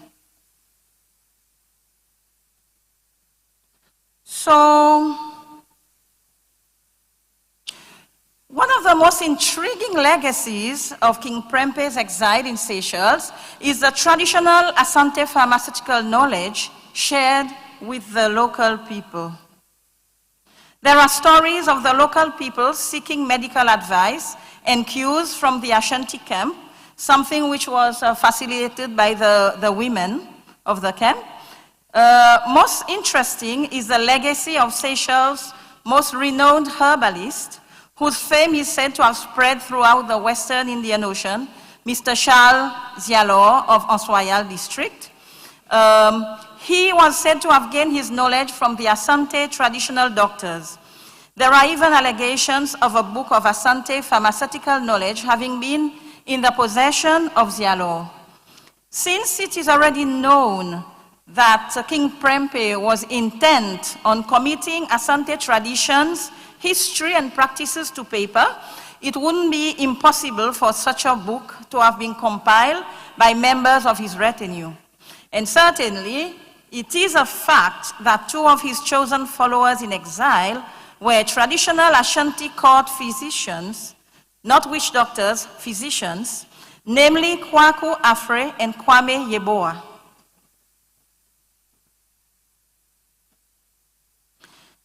So, according to historian A. Adu Boahen, King Prempe's eagerness to convert to the Christian religion was second only to his concern over education.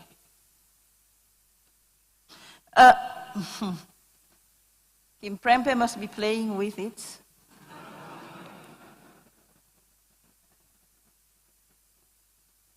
Now it's all over the place.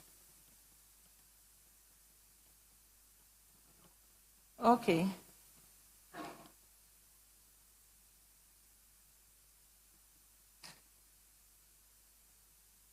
Okay, I think we are back on track. Okay, so,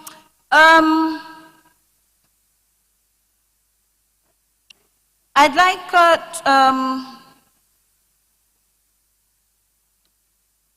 okay, let me finish about religion. While the king did not outrightly impose Christianity on his followers, I'm not touching it, it's doing that on its own.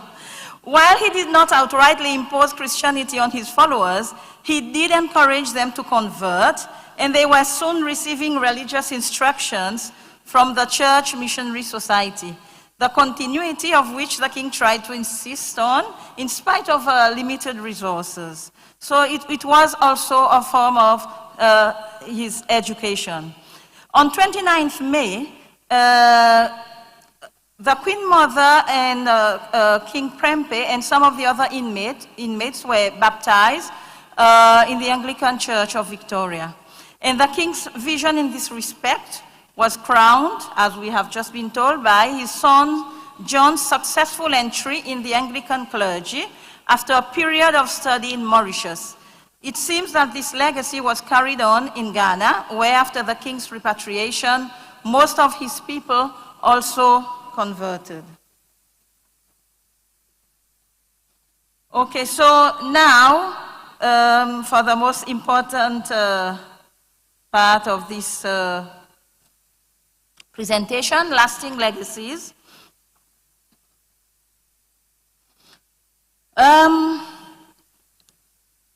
There can be no ties stronger than genetics between families and people, so we know that. And King Prempe I has left behind such a legacy in both Ghana and Seychelles, a fact that is illustrated by the reunion of family members from both sides of the continent on the occasion of the 100th anniversary of his repatriation. The king's memory of the archipelago and his sojourn there, as well as the Seychellois people's memories of him, has resulted in the strengthening of diplomatic ties between Seychelles and Ghana, and most importantly, between the Seychellois and the Ashanti. This is symbolized by the presence of the President of Seychelles and his delegation at the invitation of the Ghanaian government and the present Asantehene, Otumfour Nana Osei Tutu II. The bonds between our two countries are cemented not only by our historical ties and memories of friendship and respect between both parties, but also by the fact that members of King Prempeh's entourage, including his sons, married Seychellois women, thus linking the bloodlines of these two nations. So Ghana and Seychelles, we can never fight because we are family. Examples of these genetic bonds directly linked to King Prempeh I himself through his son, James Boaki Prempeh are the Prempeh Marimba family, through Mary Prempeh Marimba, daughter of Princess Susie Marie Prempeh. And as you can see, the family grows, which is a good sign for the Prempeh descendants in Seychelles. And Princess Igat Prempeh. These are only two examples. I know there are many more. James Boaki Prempeh's eldest daughter, Princess Igat, who had several children, one of whom, Molly Prempeh, made a visit to Seychelles in 2015, where she was given a warm welcome by her Seychellois relatives, as well as the general public, especially after she displayed the ability to speak Creole, even if she had left Seychelles as a young child. As she saw the name Princess Prempeh held by somebody at the jetty, Victoria, she called out, "La Mola!" which means, "Here I am," in Creole. So she never forgot.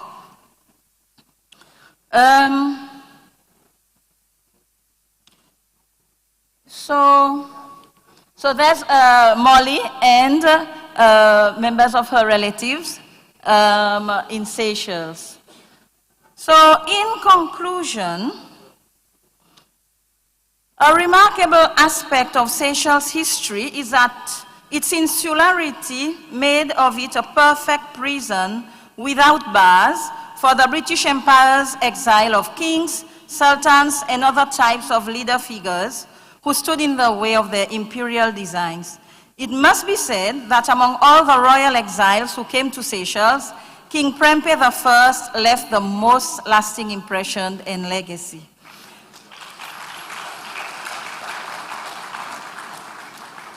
I would like to end by pointing out that though he was deposed by the British and was forced to refer to himself as the ex-king, he remained throughout his exile the Asantehene. As is pointed out by Joseph K. Ajayi, in all his actions, he acted as a king. His deposition resulted from his decision to negotiate peace with the British colonial powers in a civilized and honorable manner, even to the extent that he refused to endanger his people by taking up arms when he was outnumbered in men and arms. Once deposed, he set about adapting to the situation mainly through education and conversion, all with the aim of building his people's resilience for a more long-term survival in a world where he readily recognized the fact that his proud nation of warriors no longer had the upper hand.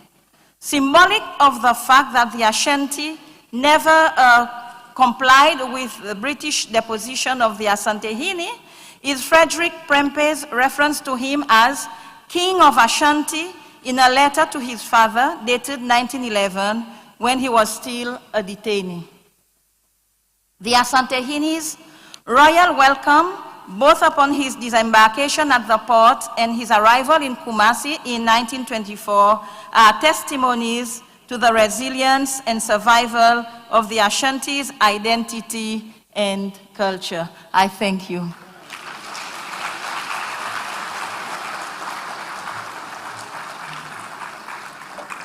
We're grateful to you, Dr. Penda Chopper, Director of Creole Language and Culture Research Institute, University of Seychelles, for giving us that good appreciation of our king in exile. It now falls to the UNESCO representative to Ghana, Mr. Edmond Mukala Ngwemo, to share his thoughts with us.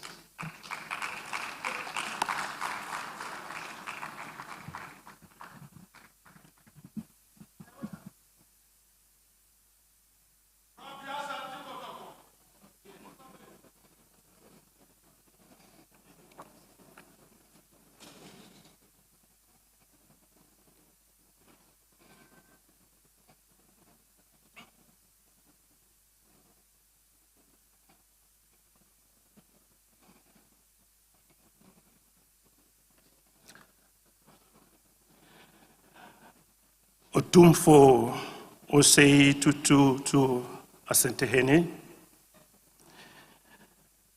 the Princess Honcourt of Asanteman, Lady Julia Osei Tutu, President of the Republic of Seychelles, His Excellency Wavel Ramkalawan, First Lady of the Republic of Seychelles, His Excellency Linda Ramkalawan, the second President of the Fourth Republic of Ghana, His Excellency John Kufuor,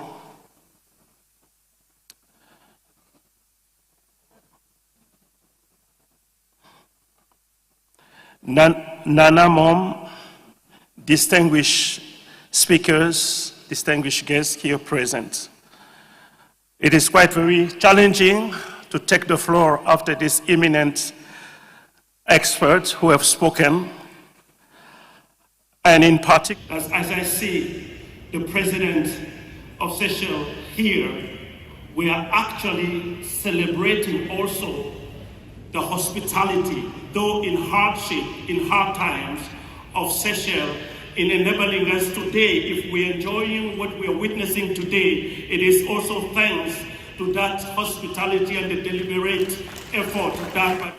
We are actually celebrating also the hospitality, though in hardship, in hard times, of Seychelles, in enabling us today. If we're enjoying what we are witnessing today, it is also thanks to that hospitality and the deliberate effort done by the Kingdom of the Republic of Seychelles.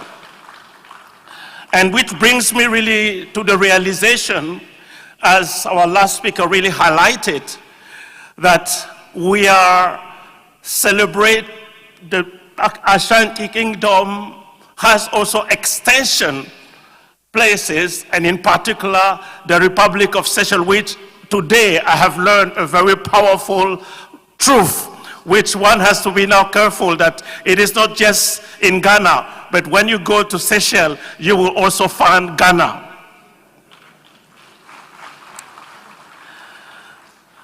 So the first element that I've learned through this intervention is really that extended and the hospitality, and also the element that we are celebrating, which is part of the African culture. So at this momentous day, marking the centenary return of Asanteman Otumfour PREMPEH I from exile in the Seychelles, UNESCO extends its heartfelt congratulations to the people of Asanteman and Ghana. This historic event is not only a significant milestone in the cultural heritage of the Asante Kingdom, but also a poignant reminder of its people's resilience and enduring spirit. As one of our experts clearly said, that the glory or the greatness of a kingdom reside in the duty to remember. And as we have witnessed and looked into the past interventions looking into that very rich and painful memory, but also demonstrating the strength, the resilience, as well as the effort to look into the future. One cannot but just remember that the greatness of the kingdom of Ashanti also resides in its effort in rebuilding, in revitalizing its culture. And I think that's all being done in the investment of His Majesty, Royal Majesty Asanteman Otumfour Osei Tutu, for all the work that he has been accomplishing in the last 25 years. What we have witnessed, what we have celebrated, I had the privilege of traveling with him and also with His Excellency the President. We were part of the British Museum with all the British experts while we were talking about the restitution of cultural relics and cultural objects that were taken abroad in many parts of the world. And you know that Africa is still struggling to restitute most of its relics.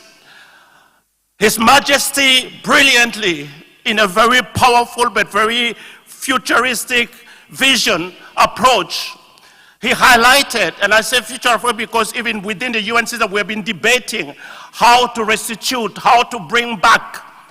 He puts on the table a solution where all civilizations, where African relics has been taken, will come into Kumasi and will celebrate the ingenuity, the creativeness, the priceless value of those cultural heritage. Because you and I, we know the reason why they are kept into the museum is because they are priceless. The reason why we want it back, because they are priceless. The reason why we need to transmit them to a future generation, because they are priceless. But having the brilliant idea of bringing the children of the world, both young and old, to sit on the same table and to celebrate the African ingenuity and creativeness, you know, that did not really cross anyone's mind but except His Majesty. And I want to really applaud that legacy. We are talking about a legacy of revitalization of cultural heritage, transmission to future generation. It is also in that very same line, as we saw very clearly when he visited the Seychelles. He said, we can mourn about the painful chapter of the past. And we know it very clearly that even out of the desert, in the scorching sun of the desert, even beautiful flowers also springs out. It is the same. Yes, it has been a very painful chapter, and we have the duty to remember. But at the same time also, we have the responsibility to build a future of peace and development. And that's exactly what he has said.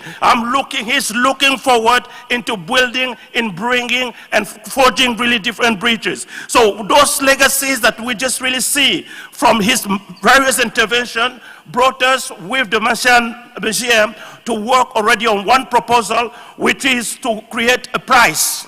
An award prize for young creative artists who would convert both. He's stressing me. I try hard not to read the speech because it's so long, so I just tried really to summarize. So we're working, Your Majesty. We're going to work on the prize to enable young Ghanaian artists both in Ghana and also abroad in seeing how they are going to scale up, learn from their elders, how those jewelry, those cultural objects were crafted, the techniques. We want to make sure that it is transmitted to the younger generation. That's point number one. Point number two, we want to make sure that there is an award that is also given to these young ones, and that's one of the work that we are doing already with Ivor and all of his team, and we're hoping, God willing, that by May 2025, we will be able to come with some good news to ensure that that prize award will bear your name. But it's not just bearing your name, it's the legacy that your name carries that we want really to ensure that it is really highlighted.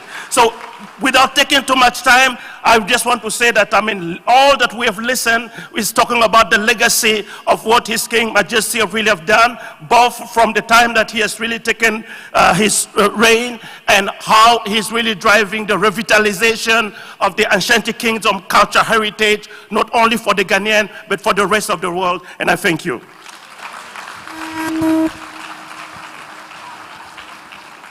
One more time, a round of applause, Mr. Edmond Mukala Nguemo, the UNESCO representative to Ghana. Thank you for those warm thoughts. You are indeed a wonderful gift to this occasion. And now, Your Majesty, Your Excellencies, ladies and gentlemen, prepare for a breathtaking experience as I give to you the Center for National Culture, Kumasi, and the interpretation of our King, Nana Ajiman Prempeh the First.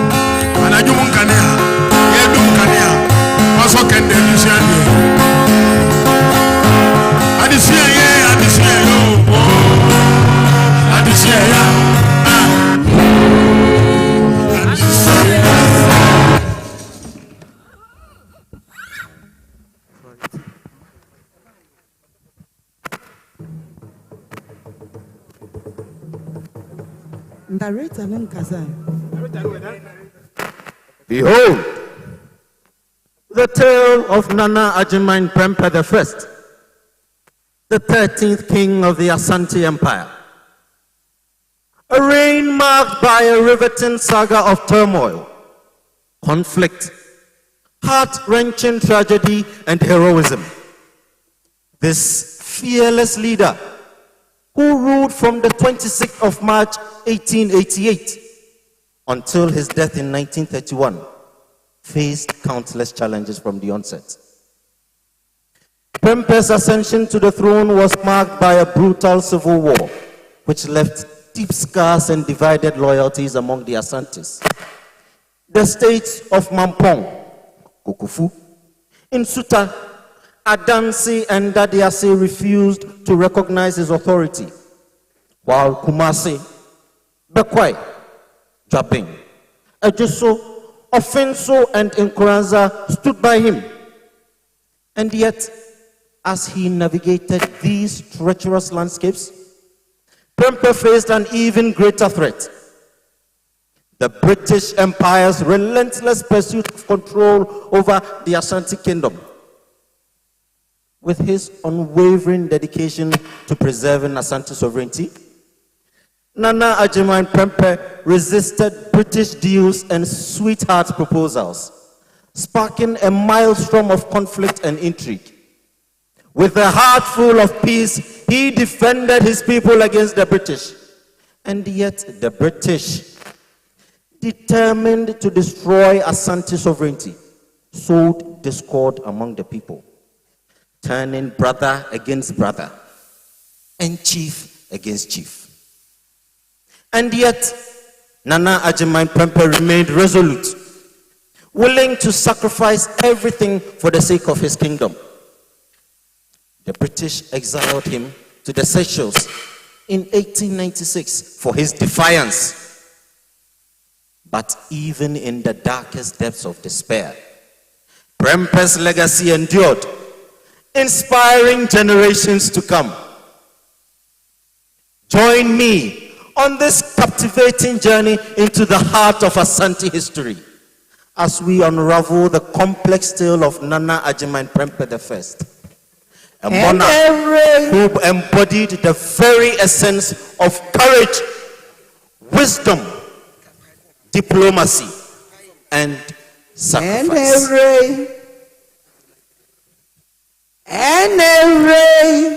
Hey, another means say, just see at work. And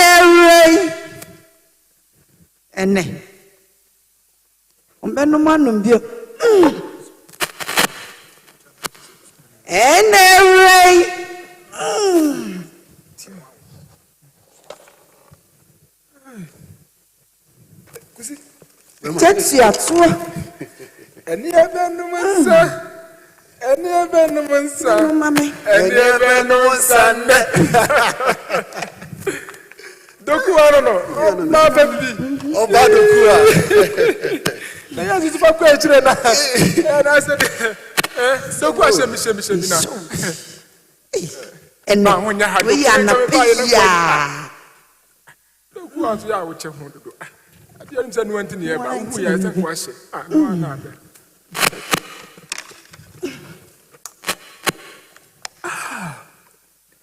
Kusi ensade wunya se atwa na nopa edonu ya kwati aba ni de edeye roshani no elinu si ya kama pa he anade doku asase mbie pa wonsase koye pa no na de tenda o tenda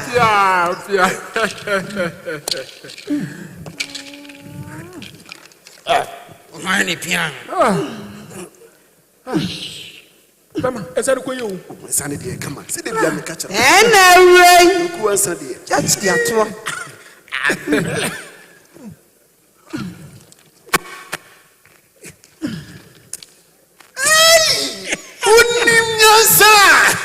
Unim nyansa ngambo fo bi. Unim nyansa nka udi konkonsa.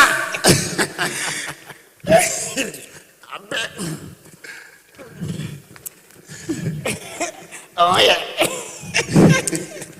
Unim nyasa. Anga umfums kagada. Nukro todo.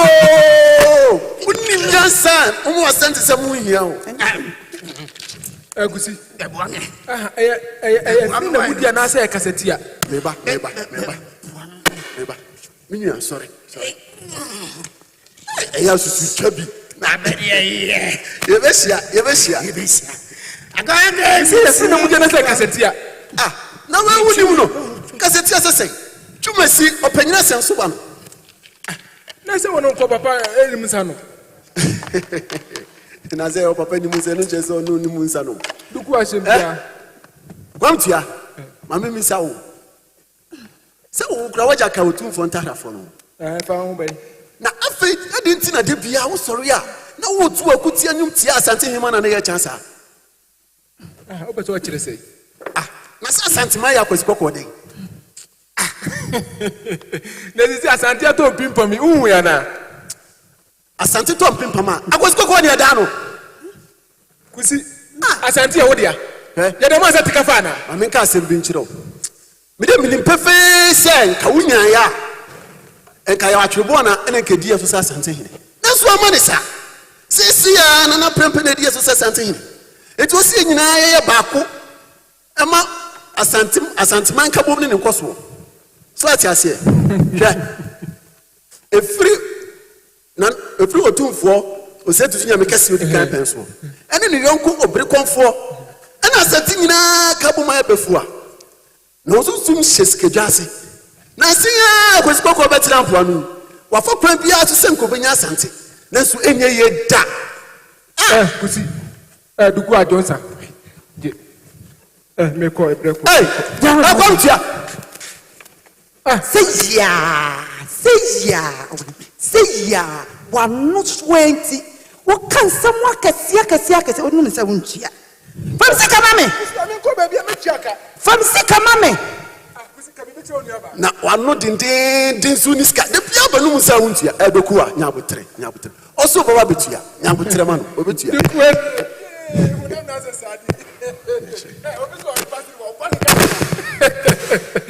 Kusi menkao etia na me yadomo na prempeh ne na hemfu betu pasa wa hemfie enti me siro ma wo mfi mimi ni pa na kwaja akwamtia kwamtia twemi ma me so na swami abranti we de midi na chi a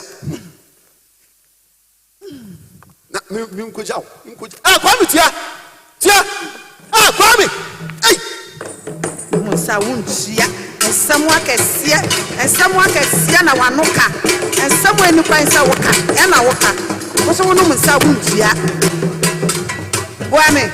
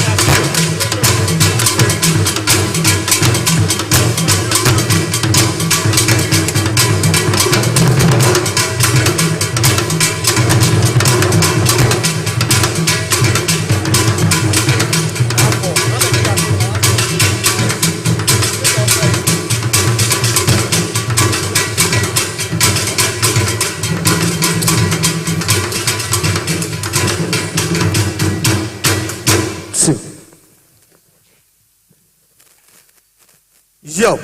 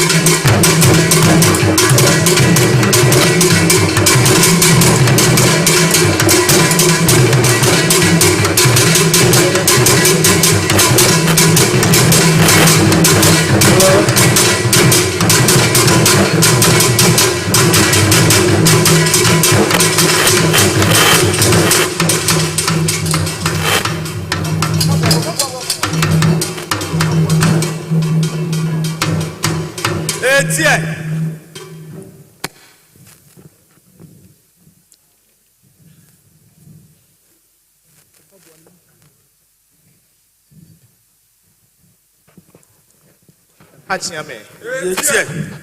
Tiemento nanano mam sem cinema won makwaba. Nanano said your pimsosiano or some makwaba. Yejeneso. O se me da won ma se sabre bia me ton safre won ma do se yo. Nanano yewra se wa damase. Sabre bia wo ton safre mu a mo do se yo. Mo se me frɛ won ma na ye krata foforo me saka from rado won ti na me se won mra me shi. Opimsoso frɛ mu a na ye krata foforo a ne saka free amrado nchen enti no frɛ mu. Nanano mo sem dada na mrado bebie mu. You rasia sem dada na and I'm not to Sadia baby. They can send my mango for me Asanteman mu ha. Opem so si de din kan am not to say on my crime na crofo medida e wona say me my crime ma bronia na me sini metna kumase. Afi so you ransa my crime ma am not to na me sini ensa metna kumase. Afi me ade PREMPEH me nya ni pakum. Afi so opem so enya ni pakum. Na nanum ansem foforo amrado san dia beka ho nsese metie nam disu dia ne abusumi bia no obetua ne nananum bia. Afi opem so say dia amrado sa dia ta akire ni say se wotie ne nsem a wode aba no na odisu dia ene obetua na PREMPEH obetua ne ka watia mo nananum so mo ka. Na se mentie no manfo se anyo yo so dia ne obeba betuma dia so na odi atwebu na tenadua so so. You say, I'm not to say you went here, then said, or they bano, nothing when the Sudia, and you are about to now PREMPEH so. Now what the Atribuana, I be see us. Nananum, me frame one, we need some for from Rados Sadiaba. Nananum, you are so frame one. Now we need some for Fra Amrado Sadiaba. Nananum, Madama, said your pim so no. Madama Nananum was Sempa. Otumfour Kasa Gabi itina ho ena sama akwsikoko akofa aba no eya bufu sampa wonim nyansa wan shabi ansa ne de ne betres campo anu won ana nananum ye wo hoyi what the hell David what the black one David anaso batese ntimi hwe ye ho abasa sese wuda ban a abobia awura mu bi mini pi kan I just could feel friendly now. Now, Franny Cassa. We see, and some no cracking. I'm rather the Troy. And some he. Now, officer chairs. And if you only see him in my David. When a boy come home, David, Mira, Wadama, young child command is said. You may pay me to come, my boy. I feel so. I fear to see a sino. And if you are the Nipamuja, the Befred or Tiano, at the Abotwa. Yes, I was a new hat. Young Penway, I'm a moo happy. Asante, a 2 year Piasun Jim, or Fanafra or Famaha. No. Officer could you call me now? But you see, Sabona said Wadajia was so sensible. I was going to call your dada for. So soon, Hawa, you see, someone you know, Sally say, open this mamma, which you knew him from the Ark. Yajana was go quarter, no try and come with me. I said, and I assassin of Bessia de Mano. Nelly Abadite, a Japati, I am do Moja up pray a Guamayano. And what did you tell? Dabby, I see the Biarata. Eh, Nana, Otumfour Chame, Oda Uma Bitina. Kasa. Asemi, Medica Canada. And Papa Muno Abano. Ama Mampong. Kokofu. Daddy Ase. Near Danse. Akuti Atinopada Chino. And Amanabas. Anwa. Because I see some way here. Mitibida. When you say if I broach a buy. Nana Muma Yuki. Ma unko abrochire. Unko Hune Mayen. Ness what buy and why you or the baby are. Yes, some way and why. Aman. Say,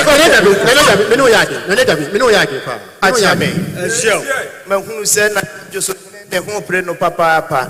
Mumusan Mam Sen Semben was to say Concubisa Bridge him.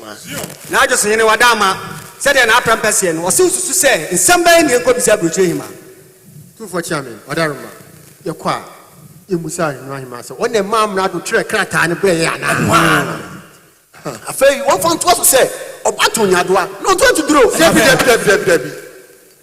Yura, wadama said ye nananom esie no. Say amrado abofo ne ko na se ohima ka se ono de kan sa. Onu susu se mu aye be abofo ne fama.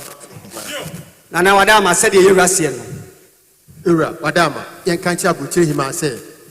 Ya Asanteman mu hade. Obe ni hima eni ohine ni ye. See the medical can. Obato nyadoa. No to duro. Na PREMPEH wadama said ye nananom sie no. Achiame. Tie mentu na nanom mam say ni wode ya kadan a entu peso babe asianso abese ne say. Nananom said ye na PREMPEH sie no. Osi afin so nipa peso obedi gwa wo. Yema imu a eno so ode da na naka no eno so say ne enka nkire no. Tufo cham wadaroma and you catch and say ye bedwene ho. Ni mum no ebia no akofa nipa bia ye ne nya adwen kro emete ha kofa dwabro ni bia betena ha no obetete ye. Asanteman mu so de yete ye ho ase. Yokofa yi okofo bia ba na twene ye dwene emeko. Ne basa nso a wode ani bre ebebre so. Ye mpa de sa ye concert ye ho ase. Ye mpe obi a wadi kokromoti be kwa yi e basa yen ye de instrument champai. Na PREMPEH wadama said ye nananom sie no. Achiame. Tie mentu na nanom mam seme da wonu mase papa. Nananom na PREMPEH so da mase papa. Said ye nananom aka no amrado ne mpanimfo won mo dwene wan kasa yiedie ho. Said ye na PREMPEH sie no se amrado ne ne dom omodwe omo an kasa yiedie. Na yenso yentra man sem mfa ya se.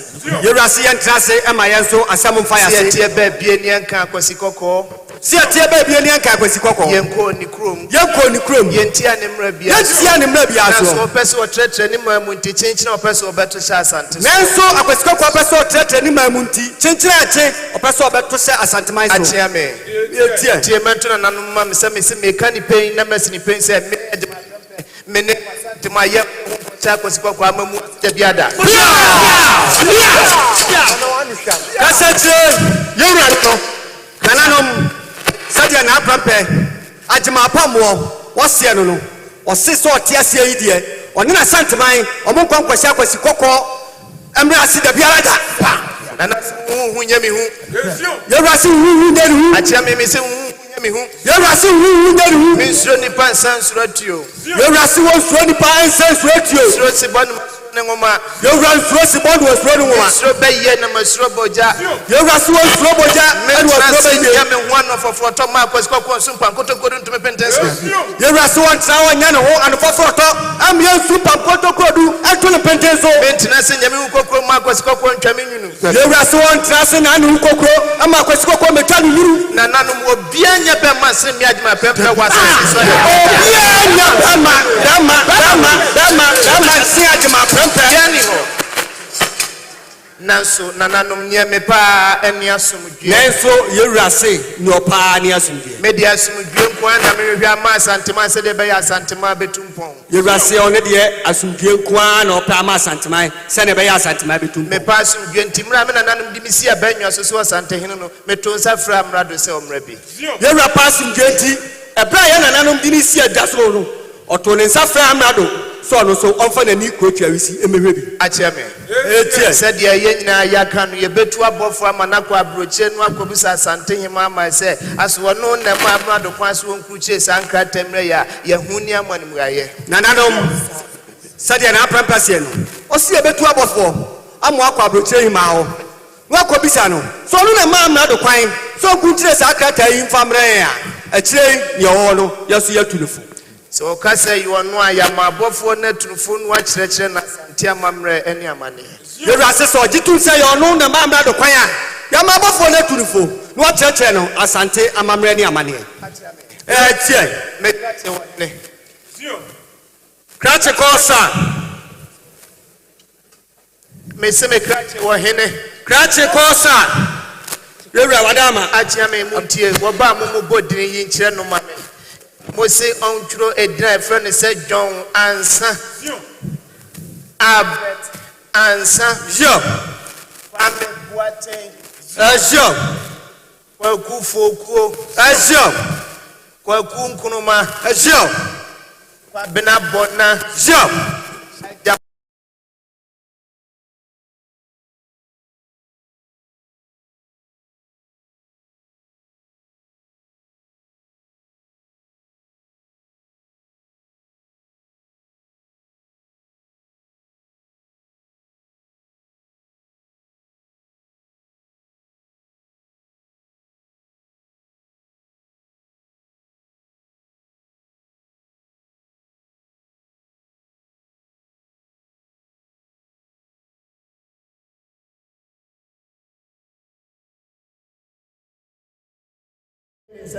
Nancy Metu and Iguaba for some Ketesia, where I want to them to do, and to be I did better than that.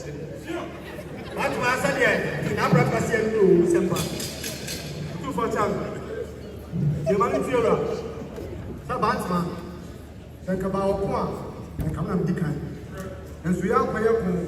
Nay, and I'm you to all my pussy and then one which will be at this one. Come and make us a Bian Canano, about what it's about, and let you go.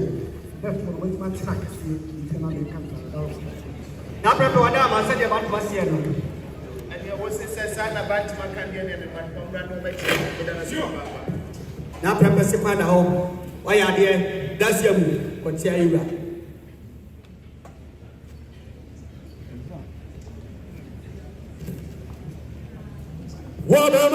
Wabema. Now, Prempeh, Wabema.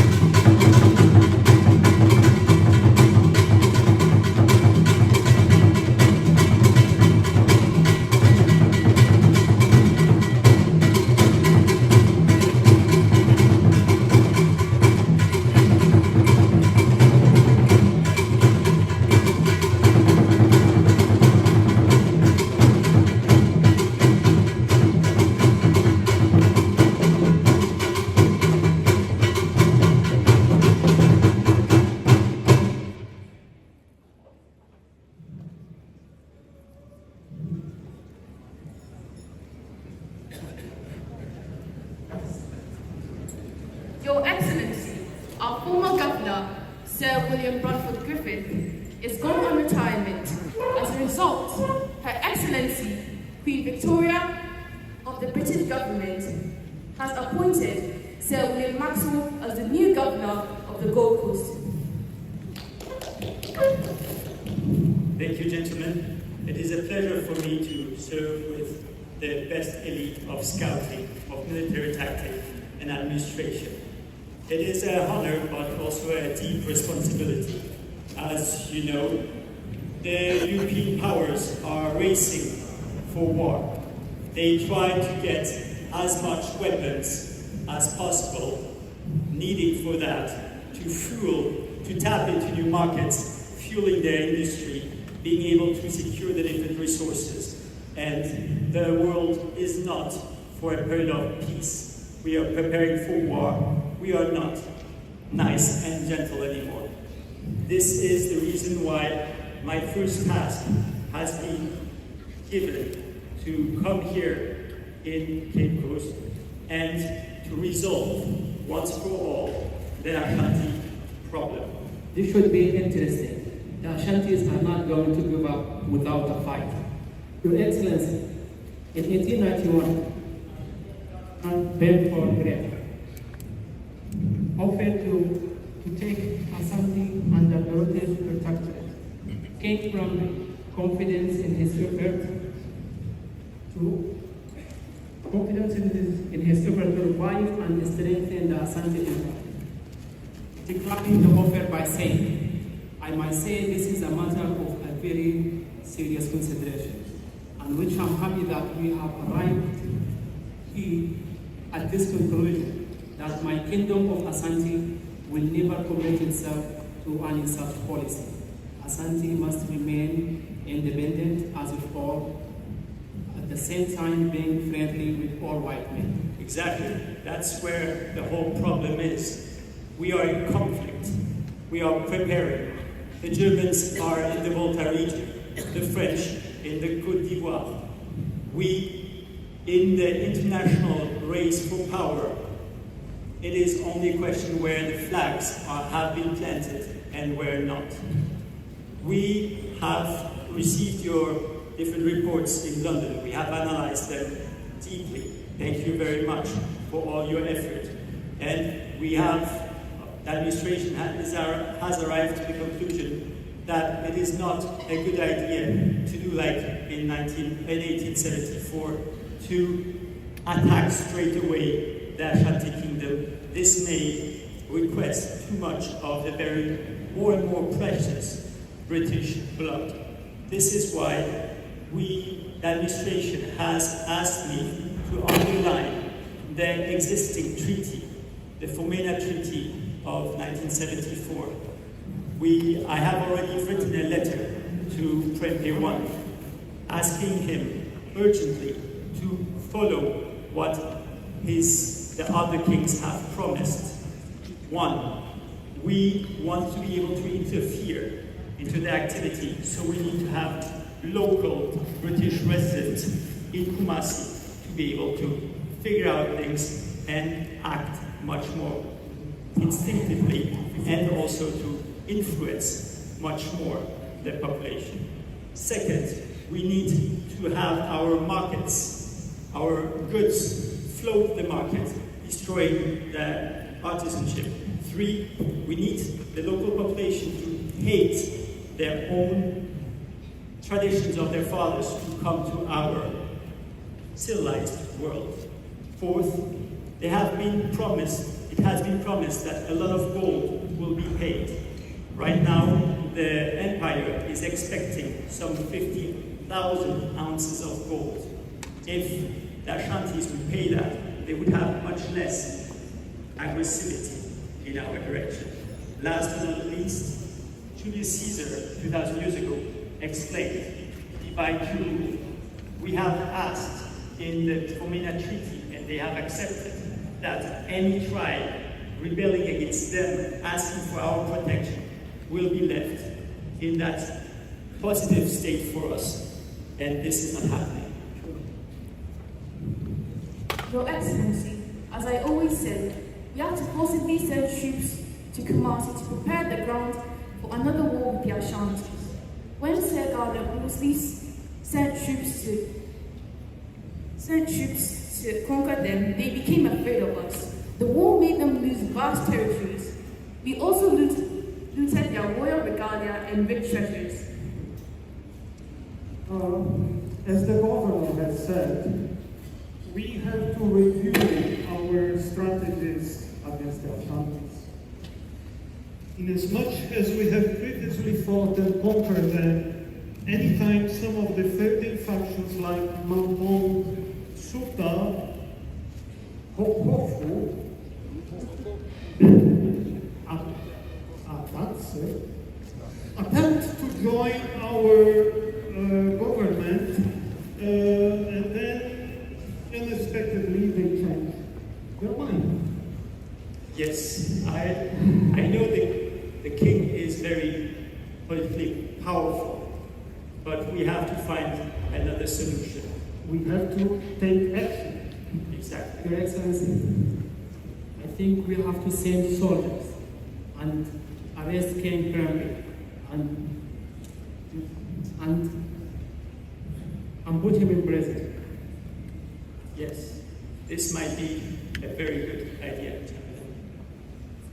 Your Excellency, you have a visitor. Yes. Your Excellency. Yes. This is Pamitia, an informant from Asante.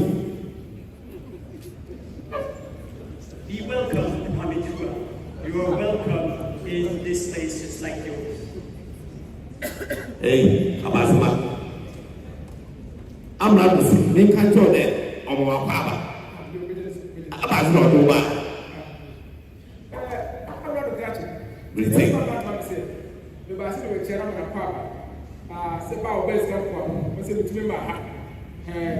Na empremprem de akɔ so Asanteman mu no me de abrɛ ne sɛ de obesi aboa ma what me de ada no so what to ne nneɛma yie so anu ati me buy. Your Excellency, Kwame Tia is an honest person. All the information he gives us are very accurate. And he says he came to welcome you and make you aware of everything that is going on in Ashanti. This is exactly what we needed. Yes. Tell him I have great presents for people like him. Kwame Tia, mami wa ɔre kan. Ɔsɛ ɛnam nsɛm a esi bɛnti. Ɔwɔ akyɛn so nkumi ti mɔ.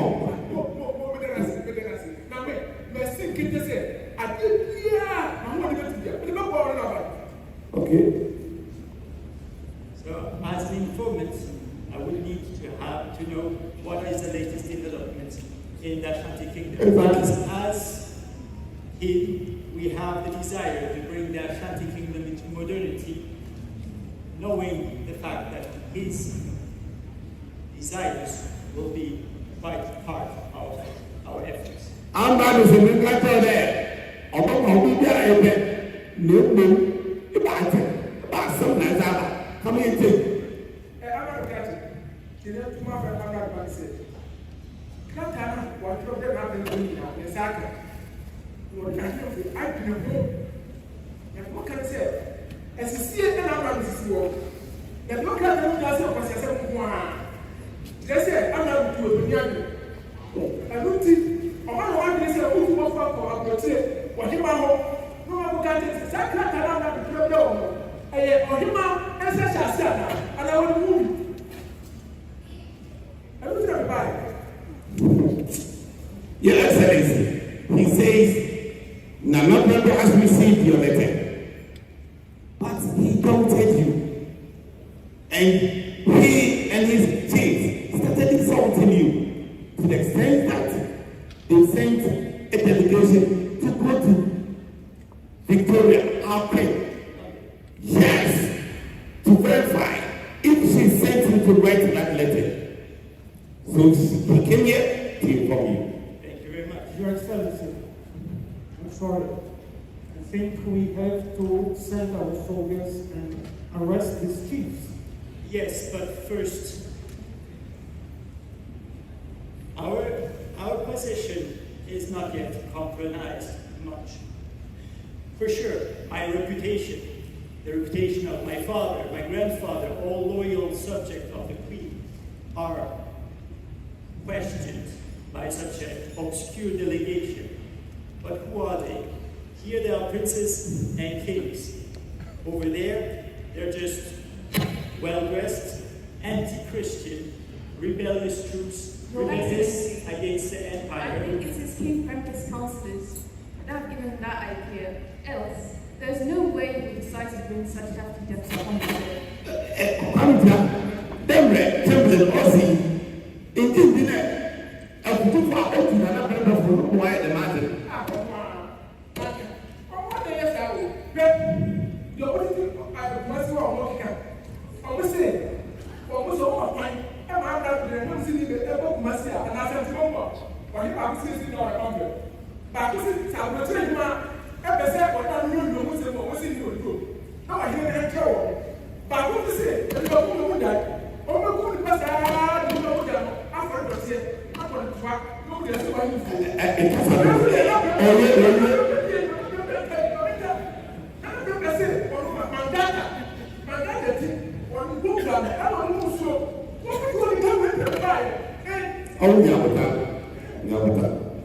I will just tell Otumfour that I have increased the present because of his goodwill.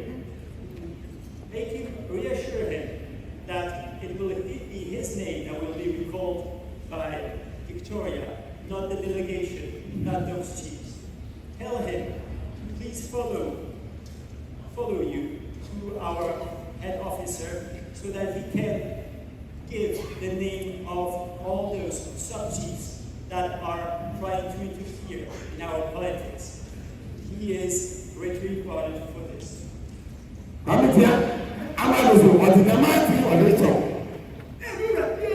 Hey, Tim.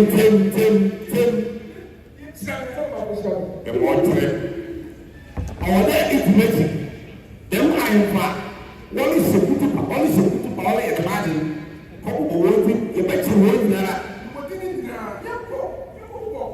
Yes, sir. I'll leave you with come here. So that you give me the list. Great. Gentlemen. Gentlemen, this meeting, who was a bit scary for me, has found quite some interesting information. I think we should be careful not to relieve ourselves of the international stress of our diplomatic situation. We have to go to the war with Asante. We keep delaying for too much. We are going, but we need to stay calm and find the best way possible. With all the different ways that Nicholas Machiavelli has taught in his book, that is what we are going to do. So please stay alert and think about it. We are going to act.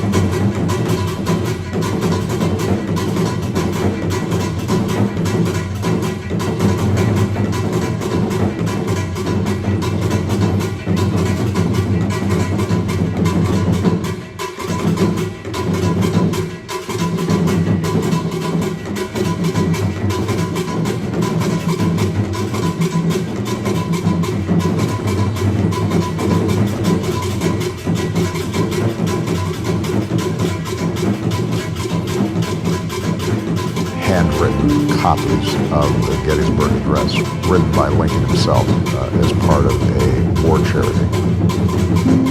To be able to read the Gettysburg Address late at night, if you're feeling a little frustrated with the job, to see his writing, the brevity and the power of that speech, to reflect on the burdens he carried, and the awesome responsibilities and the eloquence and grace with which he responded to the most important crisis of our nation's time on this earth. That has always been something that I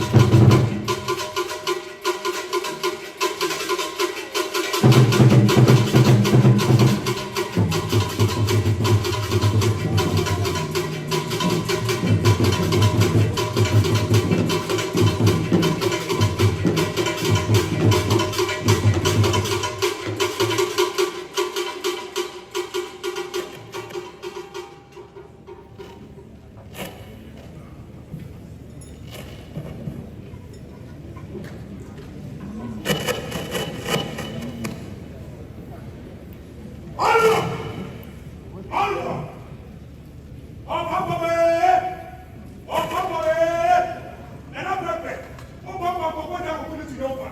Nova so so wa mo ko. Ni ni ni ti e ya ko ko ma te. Ucho be ku do. Ucho ba ti be ku do. Ucho be ya ja.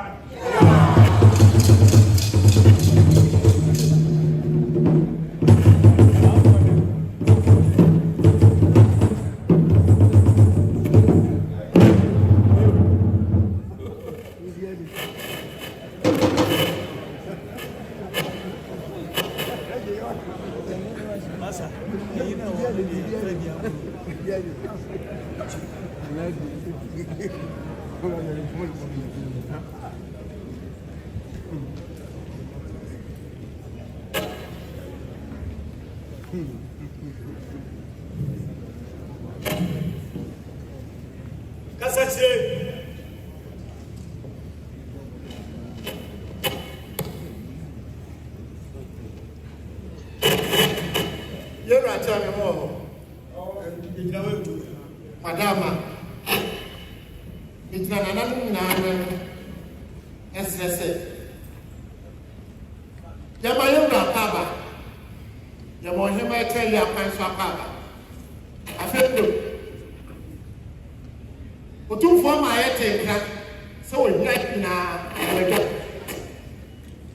Yania Hima, tell me Wamra. Yabayana, that those are fresh happens or made. Nana problem. Brigisi, Nana. The same said, said your number point. What's your so man to buy a sign. I'm not watching a supreme. I'm back and daddy said, what's your mother said? One for my chairman and my man, Wamla. That's what I said. What's your town here, Asanteman, and yes, Gagenti? Or 10 Carolina, so, Obunano, and net. Do that. Madama, come one, Hima, my uncle, and what son you are. Now your friend is here. It's here. Hey! Hey! I'm happy. I have to be here. What could I tell you? What could we do you? What could you do with the baby after the what benefit? Yeah. Achiame. The mentor and Nanum Mamsel said that one must say something to suffer one what you say. Sure. Nananum, such an apple, so that must say. So told his affair, what you say. One number can name how you see it to a buffalo say, one could see a mother in the Domano, a was Antimaso. Sure. You're not some Bakaya, and you will see. Then I have you go and grow, say in trouble for now we'll go see Amrado, and in the Domano, Asanteman. Yes, I perform this on Mamrado, yes, I feed Asanteman. You have to say, a Bonia Pandem senior person, the better Masiano, I feed you better with the number. Sure, you just say, Yama, Amrado Sute, say, Bonia Maya, or say, or back a better Masi, send you see a name. I feel Asanteman place. Above one Baba catch them, they say, I'm not to say what Nasu Chad, they just want in Nasra for Bokumasi. Now, Grandpa say, above one the catch them, they say, I'm not to say, Sama, the catch them, what it, no one can, they just say, on in the dog, a Bokumasi.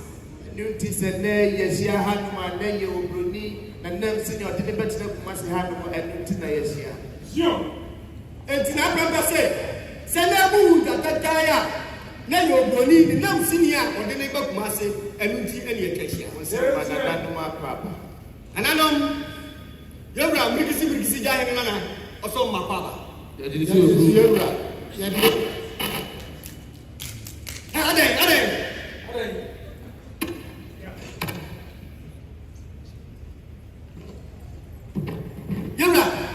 Wadama, I am one man to say, I'm not Nene about the group.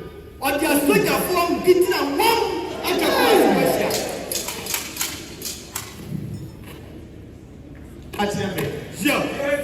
The mentor and Nanum will be a manacument. Nanum, now purposing more be a manacument. You did the Asante. You did the Asante. Young one in the was as is why you done before. Young one in the was as is why you did a trial before. And I'm present Monty as I was Santini Papa, you didn't remember the Gadame onye There say or what you say. Santini papa dia wo ti nukre ama sikaga ani na akọkọ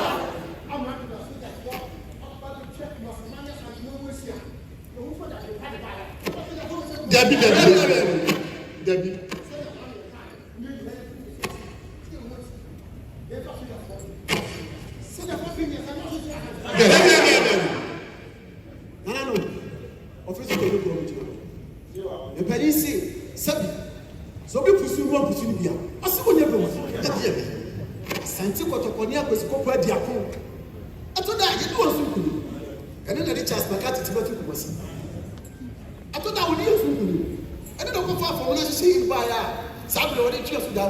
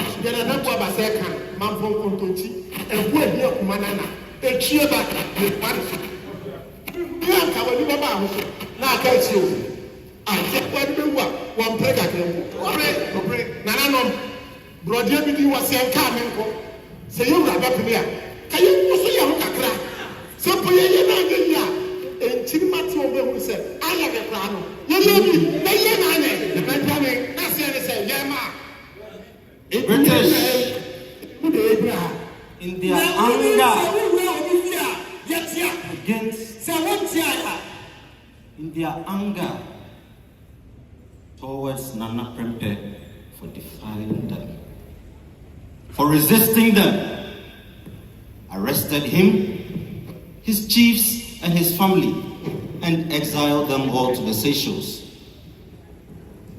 In order to do that and take control of the Asante Empire, they painted Asante cultural histories as vile and evil. They painted a cultural practice like human sacrifice as barbaric, and ironically, such sacrifices were not unique to Africa. The ancient Britons too sacrificed humans to their gods, Teutates and Taranis. By depicting African traditions as vile and evil, they sought to legitimize their control over Asante Empire. But King Prempeh, wise and endearing, resisted the British rule, and for that they were exiled. The story of the British remains a complex web of intrigue, power, and politics. And yet this is the story of one man who stood tall and resisted oppression. This is the story of a king, kind, courageous, and wise. This is the story of Nana Asanteman Prempeh I, the 13th king of the Ashanti Empire. Thank you.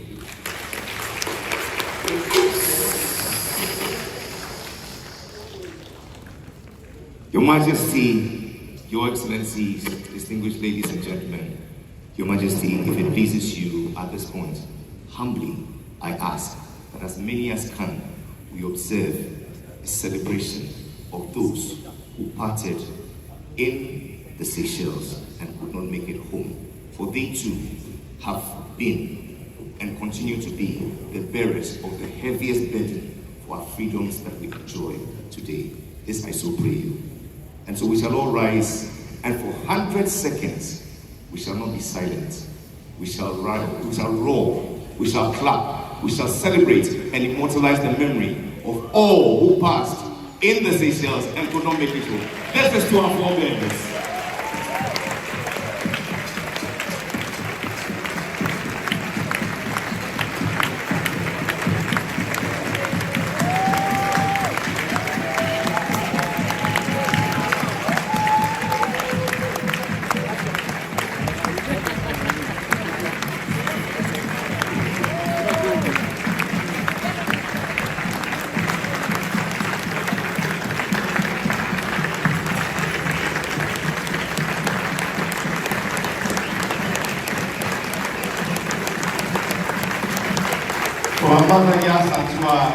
The great Nanisha, to the least who passed in glory in the Seychelles, you rest in glory, your legacy lives on. A resounding round of applause once again.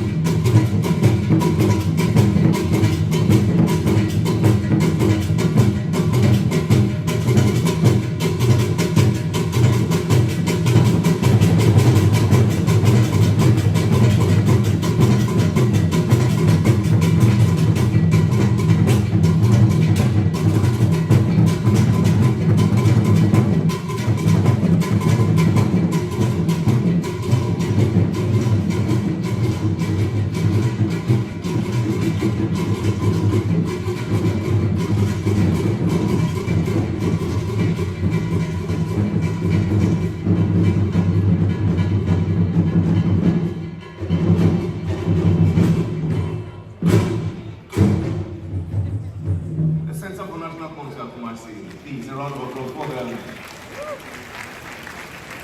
And this is just a piece of the entire experience that's been put together to celebrate our king, Asanteman PREMPEH I. Say thank you on behalf of all the collaborators for today's event. It's my pleasure to invite the chair of the Otumfour II Foundation, who is Ohiniba Wachi Eji Wahine II, Otumfour's Yahine. Please make him welcome. Round of applause.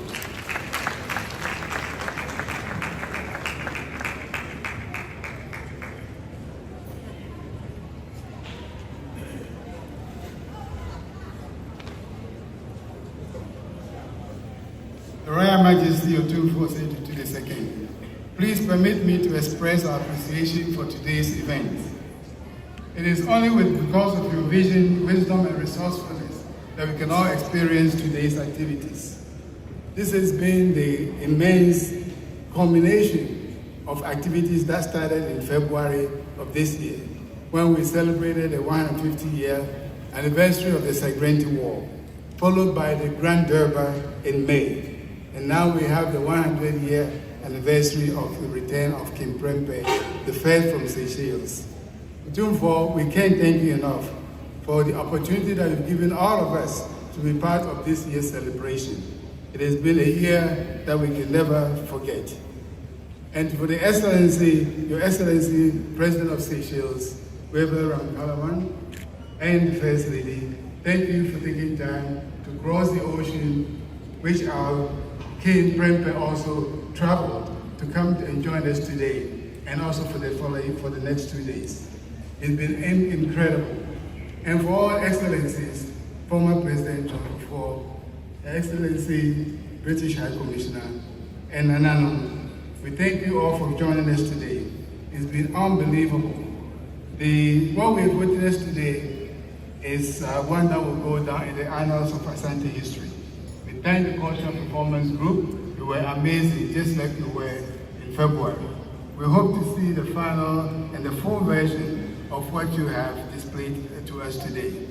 And for the eloquent speakers, Professor Chopa from Seychelles, Asanteman, the eminent speaker, Professor Adijemfi, the man with the vim.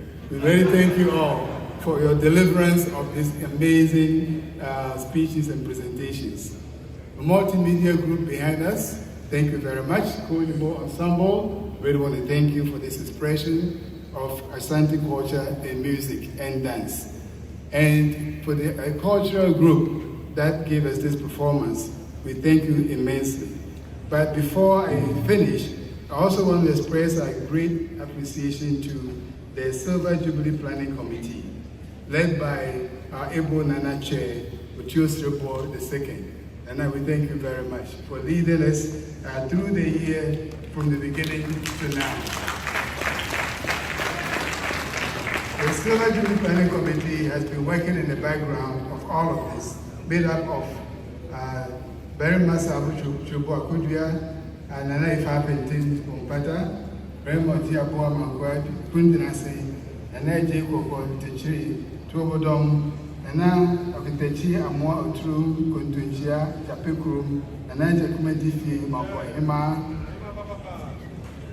Nana Jabin, Afrakuma Kusi Bodum, Abu Hema, Jamfua Safuwachi, Ajimabu Swakomu, myself, Onibe Yahiri, and then she was Asanteman, two Fachi Amehene, and I could see Ura Kuntihene, Mr. Kofi Bedun, the Chief of Staff, Mr. Endesa Hene, Mr. Charles Secretary, and Asanteman, and Dr. Mensa Bunsu. These 17 individuals have been in charge of all these organizations ended up today.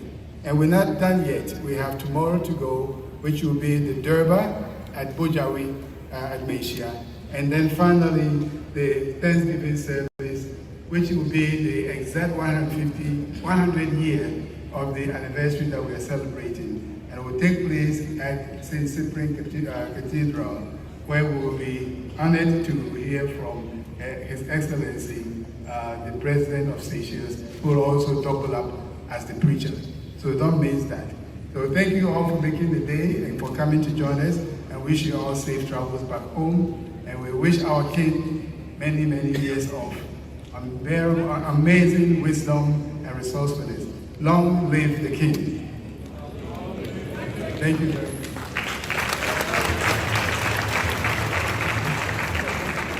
Many thanks to you, Otumfour Siahene, Chairman of the Otumfour Sage the Second Foundation, Oheniba Boakye Ejie Wahine II. At the end of this event, that's after the prayer, Your Majesty, respectfully, I shall invite you together with the official party for 3 sets of photographs. I think that's agreeable. And so today, God Almighty, and the whole world call on us to answer one important question. What are you willing to sacrifice for Asanteman? For our father, Nana Asanteman PREMPEH, it was his life, his freedom, his everything. May we respond favorably when that call comes, and may we leave a legacy as enduring as his. To you, our father, Nana Asanteman PREMPEH I, we see rest in glory. Your legacy lives on. To you, Otumfour II, we say, long live the King. Agree with me, therefore, as we receive, to close us, the Archbishop Emeritus of the Anglican Church, Most Reverend Professor Daniel Yinka Safo.